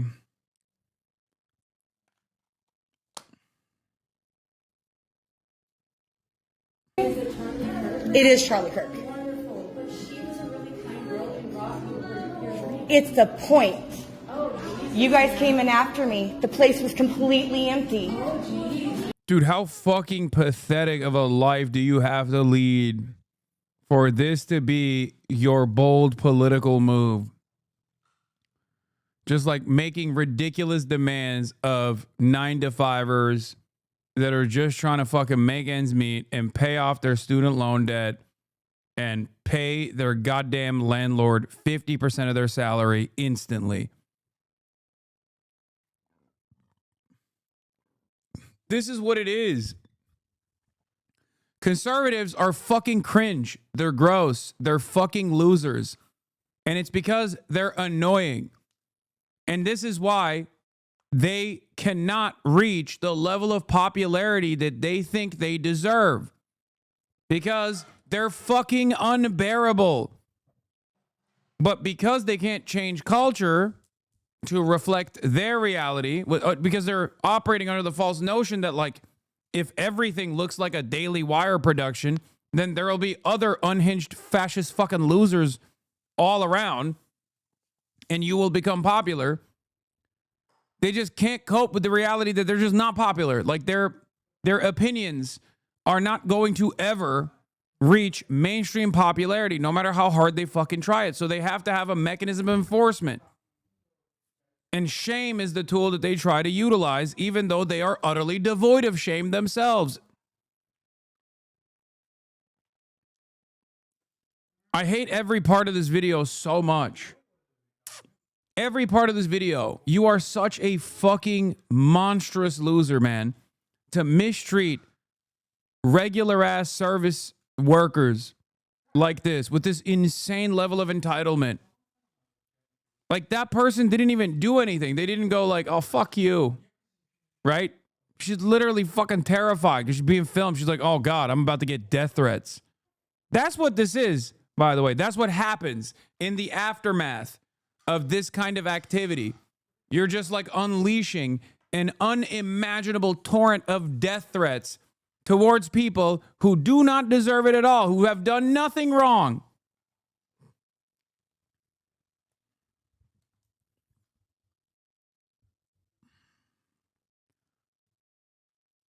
This is the type of stuff that makes me hate America, man. I hate people like this. I know that this doesn't represent a large majority of the population. I know that. God damn, dude. And you're making a scene. You didn't have to make a scene. It's a name. It's a policy that your company upholds. They came in after me. It was complete. Oh, disgusting. Disgusting. You are filth, okay? You are a filthy person. You have nothing. You literally have nothing. You have nothing in your life. Oh my God. She is 5 seconds removed from fucking blowing her brains out. And this is the last hope that she has for human interaction to lord over service industry workers. Oh my fucking God. Completely empty when I came in. That woman right there was the only person in here. I actually wrote you guys a really good review prior to getting this, saying what upstanding it was, how wonderful it was, hoping she would stand there and say my name, Charlie. Just Charlie would have been fine. This is why none of your immediate family talk to you, okay? If you are like this person, if you believe the same shit that this person believes, if you behave like this is why nobody wants to talk to you. That's why you're alone. That's why you're lonely. Okay? God damn Republicans, man. They are so fucking annoying. An entire movement designed around, why won't people like me? Why won't people like me? She literally did say the name, by the way. She just didn't say Charlie Kirk. She said Charlie. I think she did say Charlie Kirk too, but like it wasn't sufficient for her. It doesn't matter. It's all a performance. She said his name, so I was saying, okay, maybe it's just going to be Charlie. And I was thinking she'll say just Charlie. This is what happens when your ideological movement is utterly devoid of any sort of serious goals. Like on the Nazi side, on the extremist side of the reactionary movement, they do have some goals. They want to like make America white, right? It's a horrifying vision. It's violent. It's morally repugnant. But there is a goal there. For these guys, I don't think they mind as much if America became a white country, for sure. Like, but they're not championing that cause as much. So they have nothing. They're rudderless. It's all just like whatever the television told them is a cultural grievance that they have to be on board with. Because like the government is run by these fucking buffoons right now. Your guys are in charge. You have broken your brain into believing that you have some sort of popular mandate. Okay? Obviously, said popular mandate does not exist in the real world. So when you meet people, when you encounter people in the fucking real world, you're like, why don't they like me? I thought people would turn around and say, you were right all along now that Donald Trump is president. No, of course it's not going to happen. You're a fucking loser. You are a goddamn loser. Nobody likes you. Nobody likes your fucking worldview. And your political expression, your political demonstration is so repugnant, so off-putting to like average onlookers that I could totally see another guy who's like, listen, I'm a Republican, but you need to shut the fuck up, even in this process. It's just so stupid. Everything is done at the point of commodity consumption. Capitalism has bricked our fucking brains, dude. What you consume is the only cultural signifier that you can present to others. And you have to be just like this rapacious nuisance to everyone around you until they submit to your will. And it's not enough. It's not enough that they submit to your will as these service sector workers did. They have to literally like sing your praises. Like they have to say, oh my God, thank you so much for doing this bold move. Thank you. I've actually changed my entire worldview now. I was non-binary moments before you came into the coffee shop and demanded a Charlie Kirk latte or whatever the fuck. Now I think that's the devil's work. Thank you for opening up my eyes to the reality. I certainly don't think you are a fucking loser.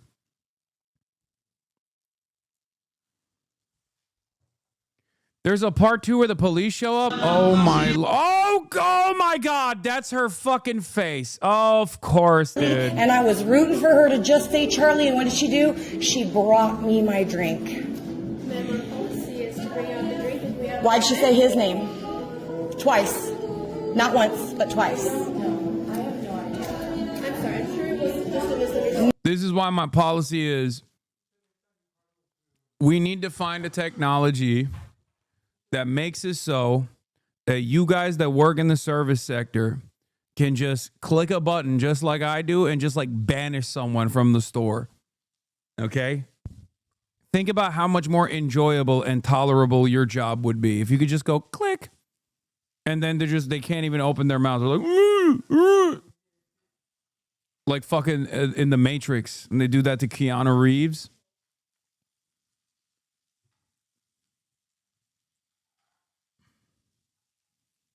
You could just shake them. No, it's not. It's it's bad policy. It's bad. And she said she doesn't believe in politics, but yet you're willing to do this. And I wrote you guys such a good review in advance. I wrote you guys such a good review. Like, shut the fuck up. Get the fuck out of here. It's not though. See, and that's the problem. They should just tell her to get the fuck and out of the store, now I'm gonna have to please. go back. I'm actually gonna post the good review that I wrote first. And then I'm going to go and I'm going to add this video to it to show that I wrote the good review first. I'm going to leave the good review and I'm going to post this video to show. That'll show everybody. It will. It will show everybody something. It'll show everybody what a fucking asshole you are, dumbass. Who the fuck would watch this video? I think even other conservatives would watch this video and feel a sense of deep shame. Because, like, drop the politics for a moment. I know that's a galvanizing factor here. That's perhaps the only factor that keeps this thing even remotely relevant in the eyes of conservatives that are desperately seeking out another sense of victimhood, right? But drop the politics from this for a moment. You're just fucking annoying. Baba ne yapıyorsun ya? Ne olur kapıları aç. Birazdan başlayacak yine fire alarm. Kapıyı aç.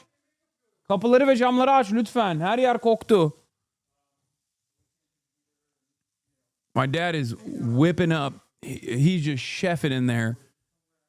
And it is going crazy. Bro, get her face off your stream. What an ass she made of herself and how you came out and you did this. Because this is, wow. I didn't talk to her. I'm actually talking to you. It's called freedom of speech. This is what Charlie... It's called freedom of speech. It means I can be a fucking nuisance. I can be a public nuisance. I can be just as annoying as I want to be.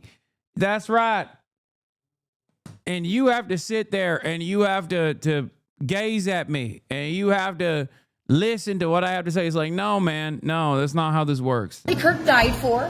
I am a paying customer, and I have not done anything. I am just sitting here. You're going to ask me to leave because you're going to call the authorities? Are you serious? Oh, wow. Hell yeah. You're going to call the authorities because Bro, I'm telling you, man, I'm just like, just imagine for a brief moment, she has the power to just click a button and she has to be deported out of the Starbucks.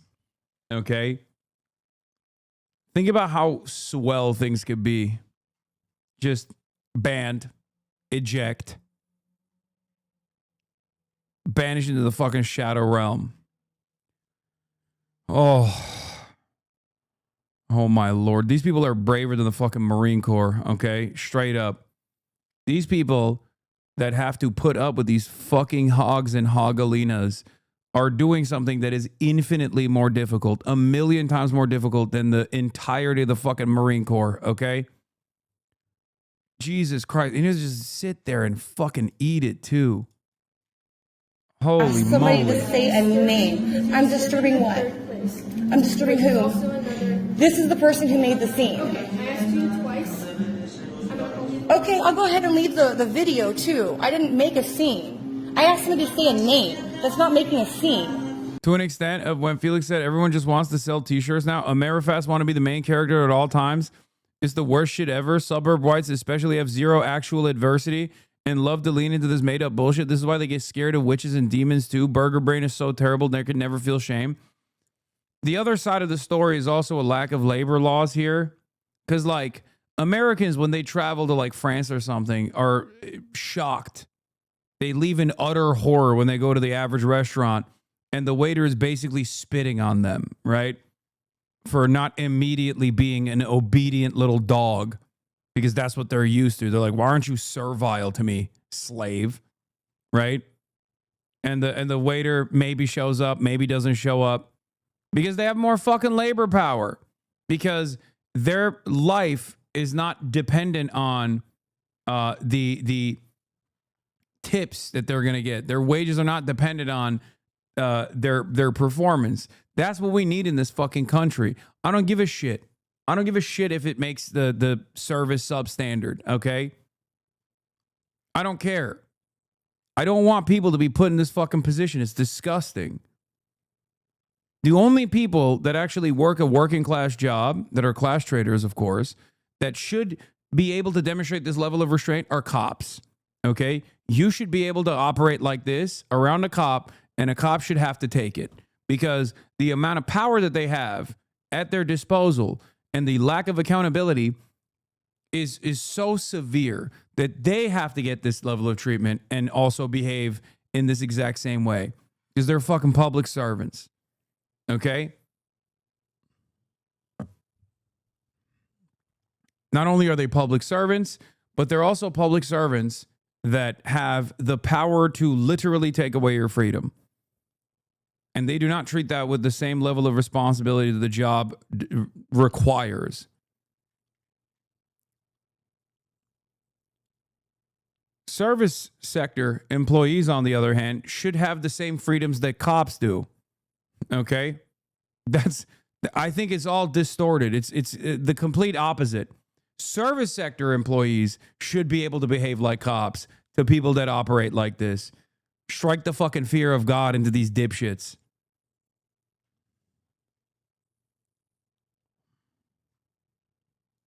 I'm still not making a scene. That's my advocacy. Arm the servers, disarm the police. Exactly what Charlie Kirk died for. This is what you all need to understand. It is called freedom of speech. I can't, dude, listen. I did not know at first that she was going to have this piercing, but like, this is now the modern conservative, okay? Yes, the face reveal is so fantastic. Look at that hair. Oh my Lord. Just so fucking annoying.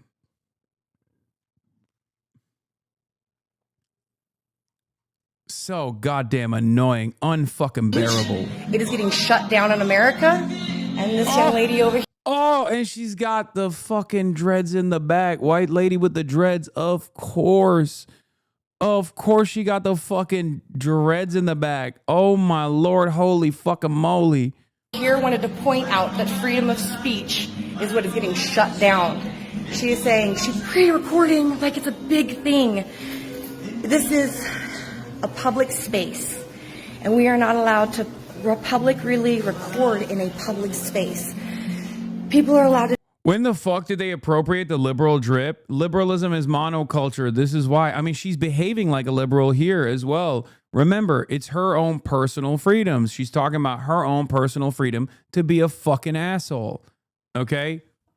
That's what this is all about. Wow, this is why freedom of speech is being taken away. It's like, dude, oh my God, you are such a little fucking tyrant, a petty tyrant. Do their work. They're allowed to have their workspaces. They're allowed to have their laptops open, and they're allowed to publicly broadcast, and they're allowed to do all these kinds of things. Here in Starbucks is a public place, but they are not. Yeah, again, they think this is the town square because, once again, no third spaces, no sense of community. And obviously, the only place you can go to that resembles what you would consider a town square in the like a communal area is a fucking Starbucks. I don't care that it's not like it's a private business or whatever. I'm just trying to explain to you why she thinks that. Okay, she thinks this is the fucking public square, and for the record, if this was the public square, they'd be pelting her, okay, with tomatoes and rotten fruit and vegetables. In the medieval times, if she behaved like this, that's what the other people would be doing. They'd be flogging her, okay? Ugh. Allowed to ask for their name. This to be is not, spoken dude, out. I'm telling you, if a fucking liberal behaved this way, like, if a liberal was doing the same shit, I'd be grossed out just the same. This is just like... This is beyond politics, okay? This is beyond politics. This is just like a repulsive individual. Now, of course, many of them happen to be conservative because, like, there's no real adversity going on there. They run everything, they own everything, they dominate everything, but they still have to have like some sense of grievance that needs to be addressed at any given moment. But god damn, dude, it is so fucking petty. So now at this point, imagine living your life like this, man. That is nuts. the juncture. What the fuck is on her neck? I think it's one of those like holistic medicine ass shits that what's his face was selling, the NBA player from the Celtics. It's either like a neck fan. Someone said it's premenopausal neck fan. Could be. I thought it was like their headphones. Wait, are they? They could be headphones. I have to stop the video and I'm going to have to go on live. So we're going to go ahead and do that now. So we're going to go on live. So stay tuned. Oh, she's so excited. She's like, we're going live. Well, let's bring this to Facebook's attention because I just made a post. It was that good post I just made about... Bro, Eddington was a documentary, man. Eddington was a fucking documentary. Hold on, I got to piss. Like Cave Falls being a good thing and everything. As you can see, I'm not making a scene. Didn't make a scene. I haven't made a scene. This lovely lady over here is in a public space. She's the one who made the scene. I'll post the video in a little bit so y'all can get caught up to speed. I haven't even gotten a chance to drink my drink yet or put my straw in my drink because I have not even been here that long. To catch y'all up to speed, it's the whole Charlie Kirk thing, go order your Mint Majesty thing, and I thought, really genuinely thought, that, you know, I was going to get my drink sent out and it was going to be a Charlie, not a Charlie Kirk thing, and, you know, we're all allowed to sit here and do our work, and as long as we're not bothering anybody, we're allowed to be at the tables, and I wasn't bothering anybody. I asked them to just say the name. And so, you know, they're getting all political and this and that, and I'm not bothering anybody. I'm literally at my own table. I'm speaking quietly, as you can all hear. I'm just staying to myself. And this person decides to interject herself into the conversation that I'm having with the employee. And so because she interjects herself, and she's going to quietly leave now because, you know, she doesn't want to be a part of the problem, even though she already interjected herself and made herself a part of the problem. She's going to go ahead and leave now. So she's not here when the cops are here because she doesn't want to be a part of the problem because she's going to be asked to leave also. That's what's going to happen, just so you're all aware of what happens when the cops arrive. Because now the manager has called the police, and I'm supposedly making the scene even though I didn't make the scene. I'm just sitting here and I'm doing my thing. So the manager is asserting her authority and she wants to do her thing. You know what, while I'm here, let's go ahead and just test this whole Mint Majesty thing because I'm not doing anything wrong. Charlie Kirk literally died for speaking his voice. And I can't believe this is even happening. This young lady thinks, this young lady, the manager, that's the manager right there. That's the manager. So she thinks freedom of speech is a bad thing, I guess. I don't know, but it's not. It's not. All I want to do is only say Charlie Kirk's name. That's it. Just Charlie Kirk. That's all I want to do. It's actually a wonderful drink. Y'all should try it. So I come in. There was one lady down at the end. That's it. It was just me and her. I wasn't trying to make a scene. I just wanted the Majesty's drink. I made this wonderful post. I thought it was going to be good. A couple came in. They ordered their food. And the person ordered our... That's the biggest... By the way, this is the RFK voter that says Maha while sipping on her fucking diabetes slop. Okay? She went from freedom fighter to victim in the turn of a coat. Part 3, there's 3 fucking parts to this. Of course she's driving and live streaming.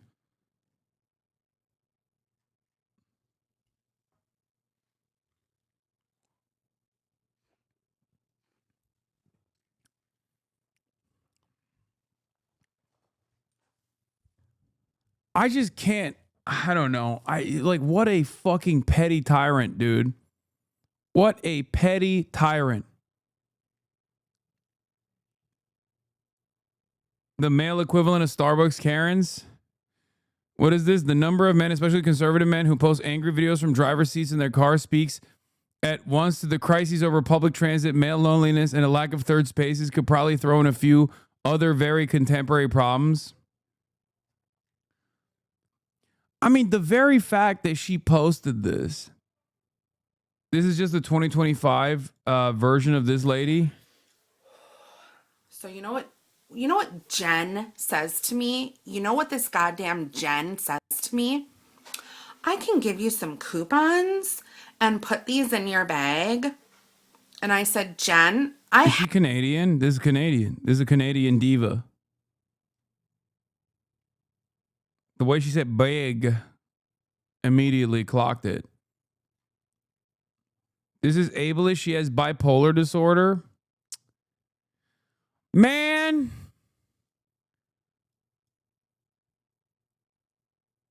She's from the Shire, Wisconsin. Oh, they're basically Canadian. Part 4? Are you fucking kidding me? There's 4 different parts? Wait, why is she crying? Okay, I'm jumping. I don't want to hear her complain more. Why is she crying now? That poor dog. I'm tired of everybody fighting. And I wish people would see that America is beautiful. America is free. Yo, that's crazy, man. That's crazy. Wait, why did she fucking start crying? What? I want to know where she starts crying. Of just wanting to support someone. I don't make money off of that. Starbucks makes money off of that. That girl gains nothing except to be an asshole. She started... What does she get? Bro, she got herself whipped up into a frenzy. So much so that she started crying.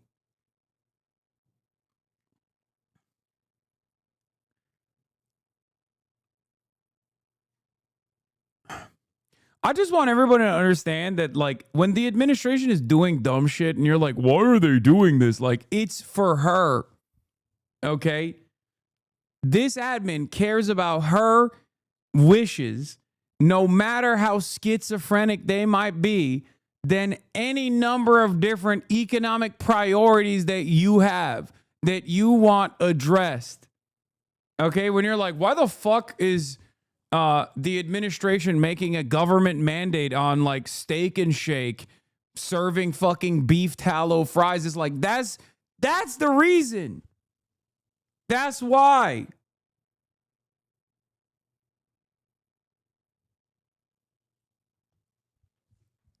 This is the reason why Cracker Barrel is like peak discourse for a fucking week.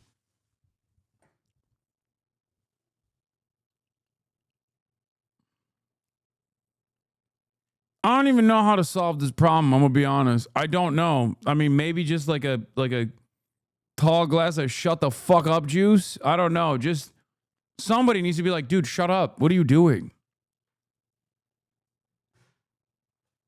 Or maybe it's just like no one, or maybe people did say that already, and that's why she's just stuck in the burbs with her dog, and that's it. There's nothing left for her. She's just all alone in this big, scary world. All of the fucking people that were in her life just passed her by.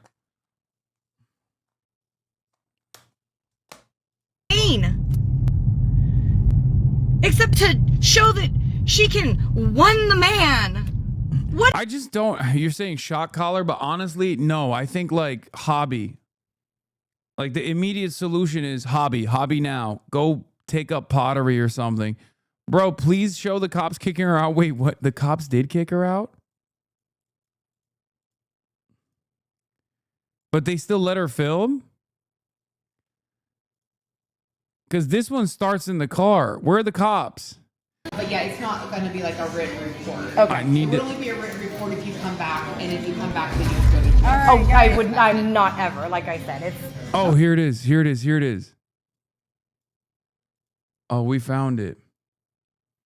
Is it wrong the way I knew she was crazy the minute I saw the white woman with the dreads? Name, but I don't have to give you my ID. Okay, what's your name and date of birth? It is Billy Gwen Gates, and it is 3/2 of 82. And I don't want to come back here. Starbucks is a corporate bullshit company, and she's It's Billy? Billy Gwen Gates. How do you spell Billy? BILLY-GWEN, and my last name is Gates, GATES. And what's your date of birth? 3/2 of 82. And like on your driver's license, Billy Gwen is the full. It is my full first name, yes, ma'am. 2869 records check on name and date of birth. Girl to boycott. Well, she's boycotting Starbucks now because it's corporate bullshit. How much you want to bet she's gonna go and harass another Starbucks? Luckily, there's like multiple. I thought her name was Charlie Kirk, lol. Yeah, well, you thought wrong. What if she got arrested because they're like, ma'am, it's illegal to present an alternative name as Starbuck as opposed to your government name. You're going to jail now.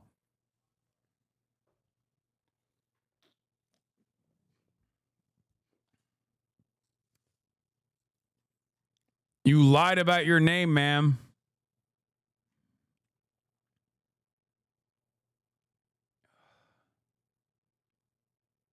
Wait, you fucking found her? Y'all are fucking nutty, dude. Okay, let's chill. Wait, she's pro-China. And she believes in the rapture. Oh my God. Not only is she pro-China, weirdly enough, but she also is a believer in the rapture, but not happening yet. Remember that video that we watched? Remember that video that we watched of the dude who was like, the rapture is definitely going to happen. It's just not going to happen soon.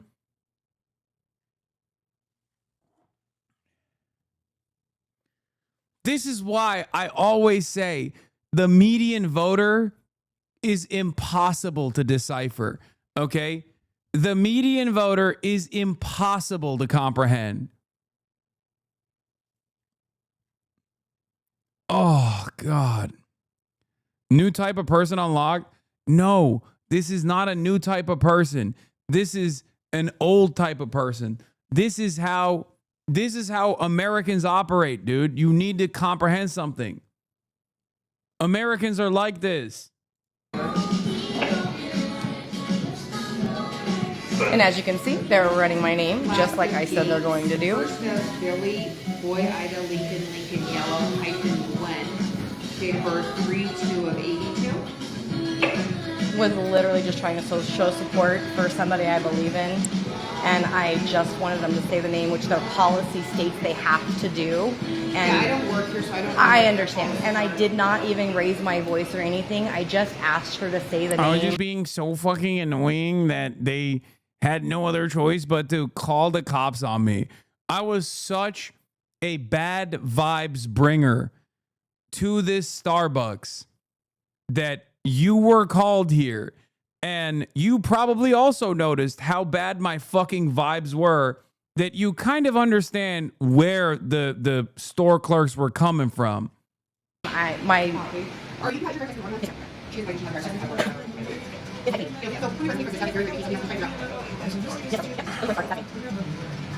Like, this is not politics, man. This is just being annoying. And it sucks that this is modern conservatism. Modern conservatism is just this, okay? Being fucking annoying.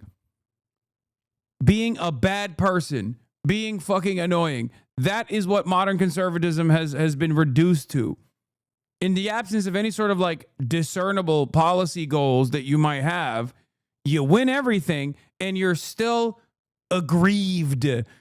You still have grievances that must be addressed. This is the good post, by the way. Well, guess not. The vid is the truth. I wrote the review in advance thinking it was going to be an amazing thing, but nope.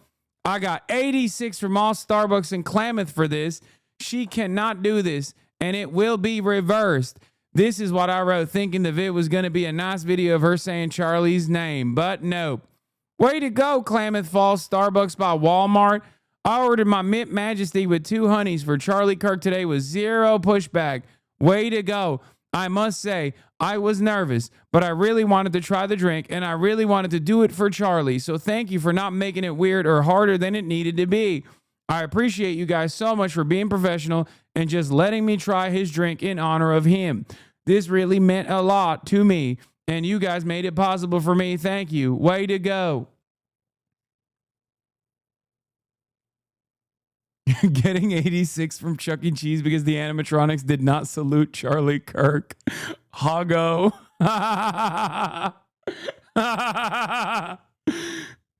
Klamath County has fallen to the woke mind virus.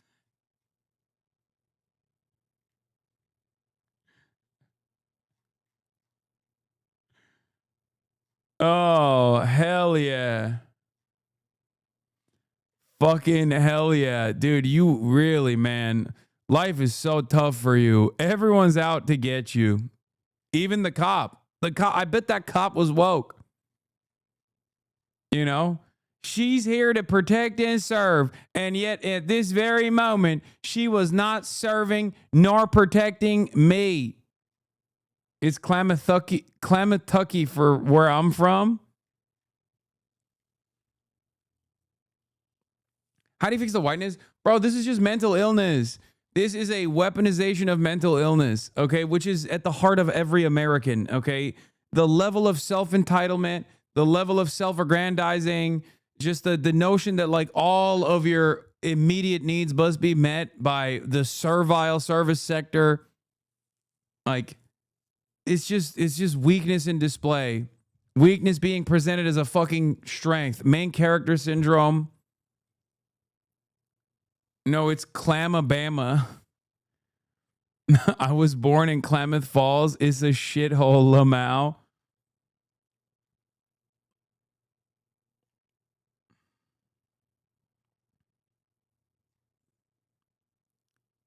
Conservative in a blue state theory holds up again. Klamath Falls is a beautiful area full of horrible people.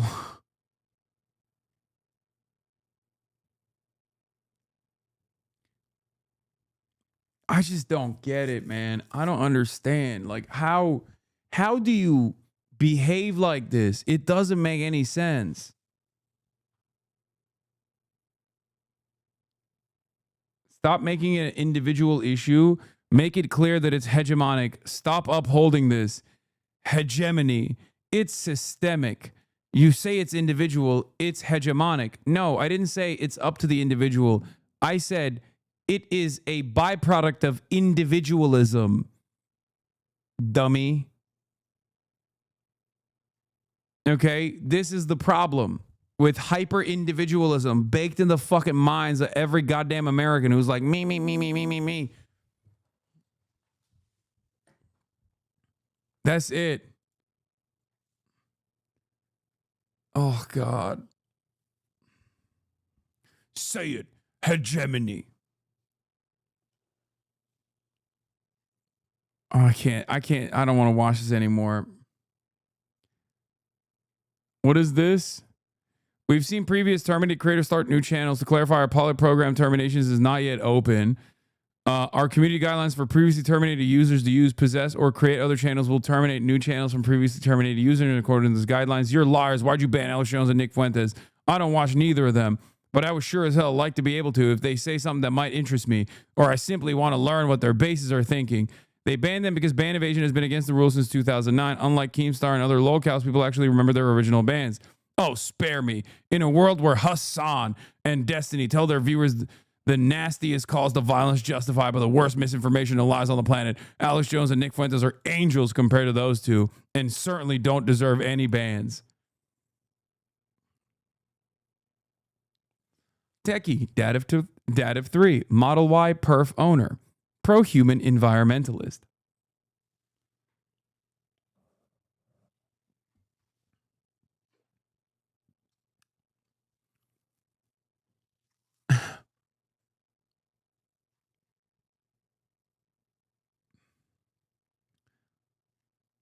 Ugh. We ask that you would direct their paths, guide them to where you need them to be, and make a way. There are a lot of vigils on this trip, but it's maybe in the smaller scale that you get a better sense of how Kirk's activism penetrated quite so far and what effect it might continue to have. Charlie Kirk has become really a martyr, not just for Americans, but I think that for these nationalist movements across the world. Speak to some people and they'll say Charlie Kirk, was hateful. What he said made people feel uncomfortable and scared, especially when it comes to specific issues like gay marriage or Islam, things like that. Do you think that's fair? So the Bible says that we're to share the truth, and just say it. Just say it. Just say it. Just say it. Just say what you think. This is the other side of the story that I cannot fucking stand, okay? Oh, well, the Bible told me that I have to be this way. Just fucking be like, no, I'm a hateful person, okay? I don't fuck with trans people. Just be honest. I hate this like Bible thumping bullshit too. It's like, oh, it's just like I wouldn't be that way, but it's just the Bible taught me to be that way. It's like, dude, don't fucking do that. There are plenty of people who love the Bible and are Christian and don't have this opinion, okay? You have this opinion because it's your opinion. God, it's like they think it's a cheat code. Like everyone around them are going to be like, oh my God, the Bible said so. Well, I guess it's all right then. Oh, the Bible told you can fucking harass Starbucks baristas? Well, I guess I can't do nothing about it then. My bad. Fuck.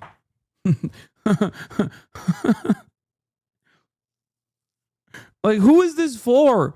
Especially in 2025. Like, this is not, I'm sure even in the fucking medieval ages, people are like, is that what the Bible told you? I don't think so. And that's not what I got when the priest was reading it to us, because, we can't read it ourselves, obviously. But, I didn't get that message from the priest. What are you talking about?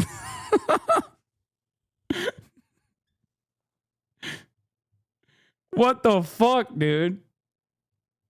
Oh, the Bible told me. Bible told me to hate thy neighbor. The Bible also says that do not be surprised when the world hates you. When you do take a Christian foundation of Western civilization and that's shipped around the world, and Islam, which is basically antithetical to that in numerous ways, and then also, besides Islam, the gay marriage aspect of it, we believe that, according to Christian values, that marriage is between one man, one woman, and that's natural and right and given to us by God. One of the quotes that's come up around... Yeah, the Bible told me to be Islamophobic. You see, that's not... That, by the way... That, by the way, is a admission, okay? The omission is an admission.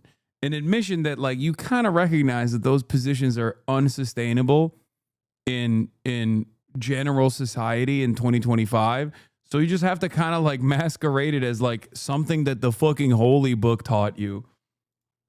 Because like if you thought that this was the popular opinion, you would just say it. You'd be like, what do you mean? Of course I hate trans people. Everybody hates fucking trans people. They should all go to jail. Like what? That's what you would say. But even they recognize that like it's kind of fucked up.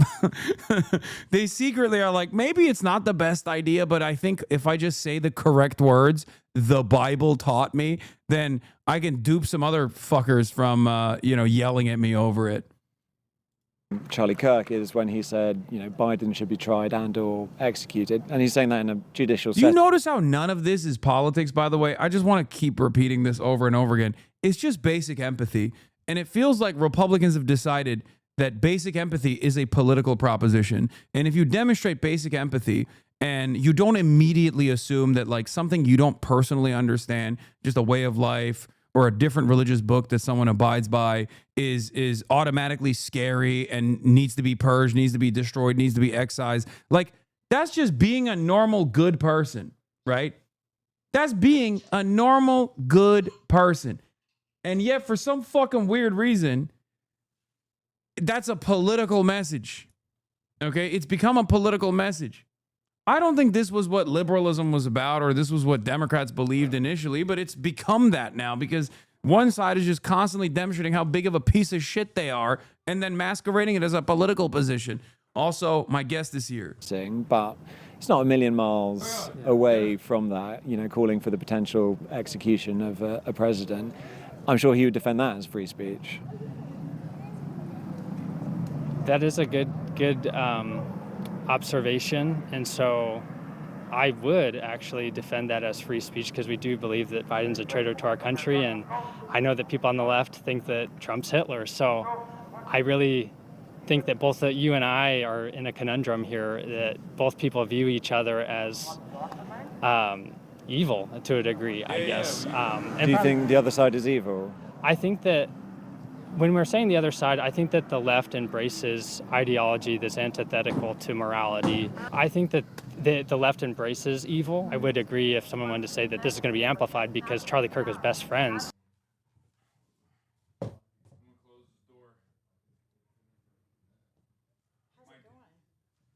going great. Make sure you don't show your phone to... Oh, yeah. Okay. All right, ladies and gentlemen, we have a very special guest in the building. Whoops. Everyone's favorite. The one half of the I've Had It ladies from the I've Had It podcast, Jennifer Wells, in the building. We're having her on as a very special guest for the Fear Am podcast today. And I told her that it would be nice if she came earlier so we can have her on the stream. We're currently watching a Charlie Kirk and the Surge in Christian Nationalism. It's one of my favorite things is to watch like British people basically treat Americans like animals in the Serengeti. Yeah. Like they're doing like an anthropological study on how fucked up America is in general from afar. Yeah. And yeah, this guy's just going around the country talking to people. And this person that has a Jesus is King t-shirt was just talking about how, the Bible taught him to hate Islam and gay people. And I was talking about how annoyed I am that people just like can't openly admit their hateful opinions and they have to like masquerade it. They have to hide it under like what the Bible taught. You just say it with your chest, Well, I live around these people. Yeah, oh yeah, and I know. So, I was raised by atheists in Oklahoma City. And so my whole entire childhood is fighting with these people. And these people tell me I'm going to hell, that my parents are going to hell. But it's fascinating when you have a European viewpoint on Bible Belt politics because it's crazy and it's Iron Age and it's regressive. And what's so terrifying for me, Hassan, is what I lived around. The federal government, I thought, would always kind of protect. And now it's mainstream. I love her. I think her collar's too tight. Well, it's here we can. you have to be able to get 2 fingers, and I couldn't even get one. I think you're choking her. She's like, it's 'cause she has a lot of neck meat. That's what it is. She loves me. But no, I let's watch him. The other thing that I wanted to say, and you're absolutely correct, is that like empathy, like basic empathy, and not just like automatically demonstrating cruelty to like something that you don't understand. I feel like that was not a political concept. But now, because that's become like the guiding principle of republicanism in modern day, that it's almost made it into a version of like what people ascribe to like liberal values and liberal politics.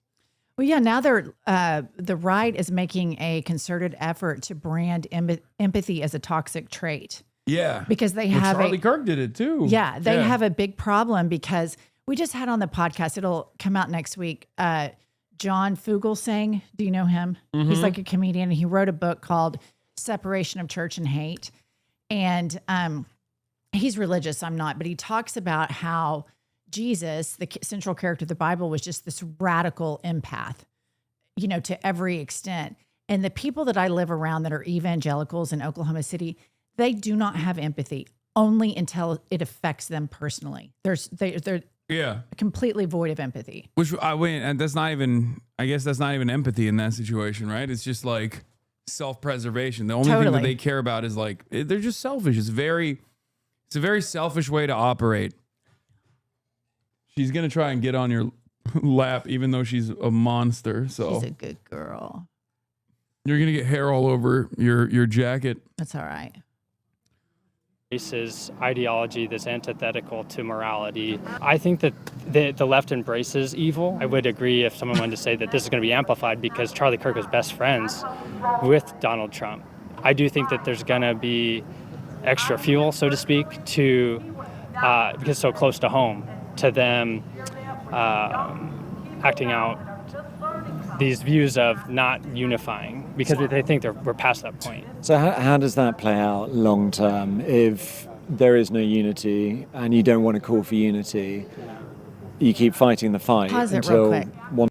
These people are primed to fight spiritual warfare from a very young age. Like they're primed, and they think, I remember when I was in junior high school, these girls that I was on a cheerleading squad with literally thought that there were demons in the room with them and angels in the room with them, and they believed it. They were terrified all the time. So when you get to this and you've been primed to believe in this spiritual warfare, and then you get to this, they're so primed to think left versus right, a very black and white worldview. Did you watch Left Behind? The Kirk Cameron movie? Yes. We watched it. It's awesome. I love that. I learned so much about like American conservatism from just that work alone that I never could have fully comprehended. I only dove into that because of all the rapture stuff, like on Rapture Talk, the people thinking that like they're gonna get raptured and become clothes. But the thing that I wanted to present to you is the maximalist position on that. Megyn Kelly doing an entire 7-minute sequence on witches. Have you seen this? It's so good. It's like first of all, there's so many different things that I want to say about that. Like, but it is shocking to me that someone would like sincerely be like, they hexed Charlie Kirk, like saying that that's real. That's like witches are real, hexes are real, and the curse actually worked. But the part that I thought was really interesting was like, she was basically admitting that like the power of Christian prayer failed. That like witches won. But that's what it is. Right. She's like, well, they tried. They brought in a Catholic priest, which I thought was interesting because Charlie Kirk is evangelical Protestant. But have you seen the rumors? I've been spending some time on watching right-wing commentators melt down over the Charlie Kirk murder. And you have some of them that think it's Israel. You have some of them think that Erica Kirk is involved in it and it was CPAC. Yeah. There's all of this fracturing that goes on in it. But yeah, I'm taking a let him fight position on it. Totally. It's awesome. Totally. No, the thing about like Megyn Kelly and then what's her name? Candace Owens, you'll listen to them for about 45 seconds. And then I was listening to Candace Owens try to make this case. And I was like, okay. And then all of a sudden she links in Bridget McCrone out of nowhere. I mean, out of nowhere, she's all of a sudden talking about Bridget McCrone. And then if you look at the comments, I think that what the country's having a hard time reconciling is this world, like streaming. Like I had to call my son after it happened, and I'm like, what is a groiper? What is a cat boy? He had to explain all of it to me. All of those things. Right. Because that's kind of the rabbit hole that I went down with it. Yeah. That this guy's MAGA, steeped in gun culture. And then the fact that if he had a trans boyfriend, to me, that makes it, or girlfriend, that makes it even more that he's MAGA. Like he had this secret life. Groypers do have like that dual life, I guess. But I don't even think that there was enough evidence that he was a groyper. But what I do know is that clearly up until this moment, there's not enough evidence to pin him back to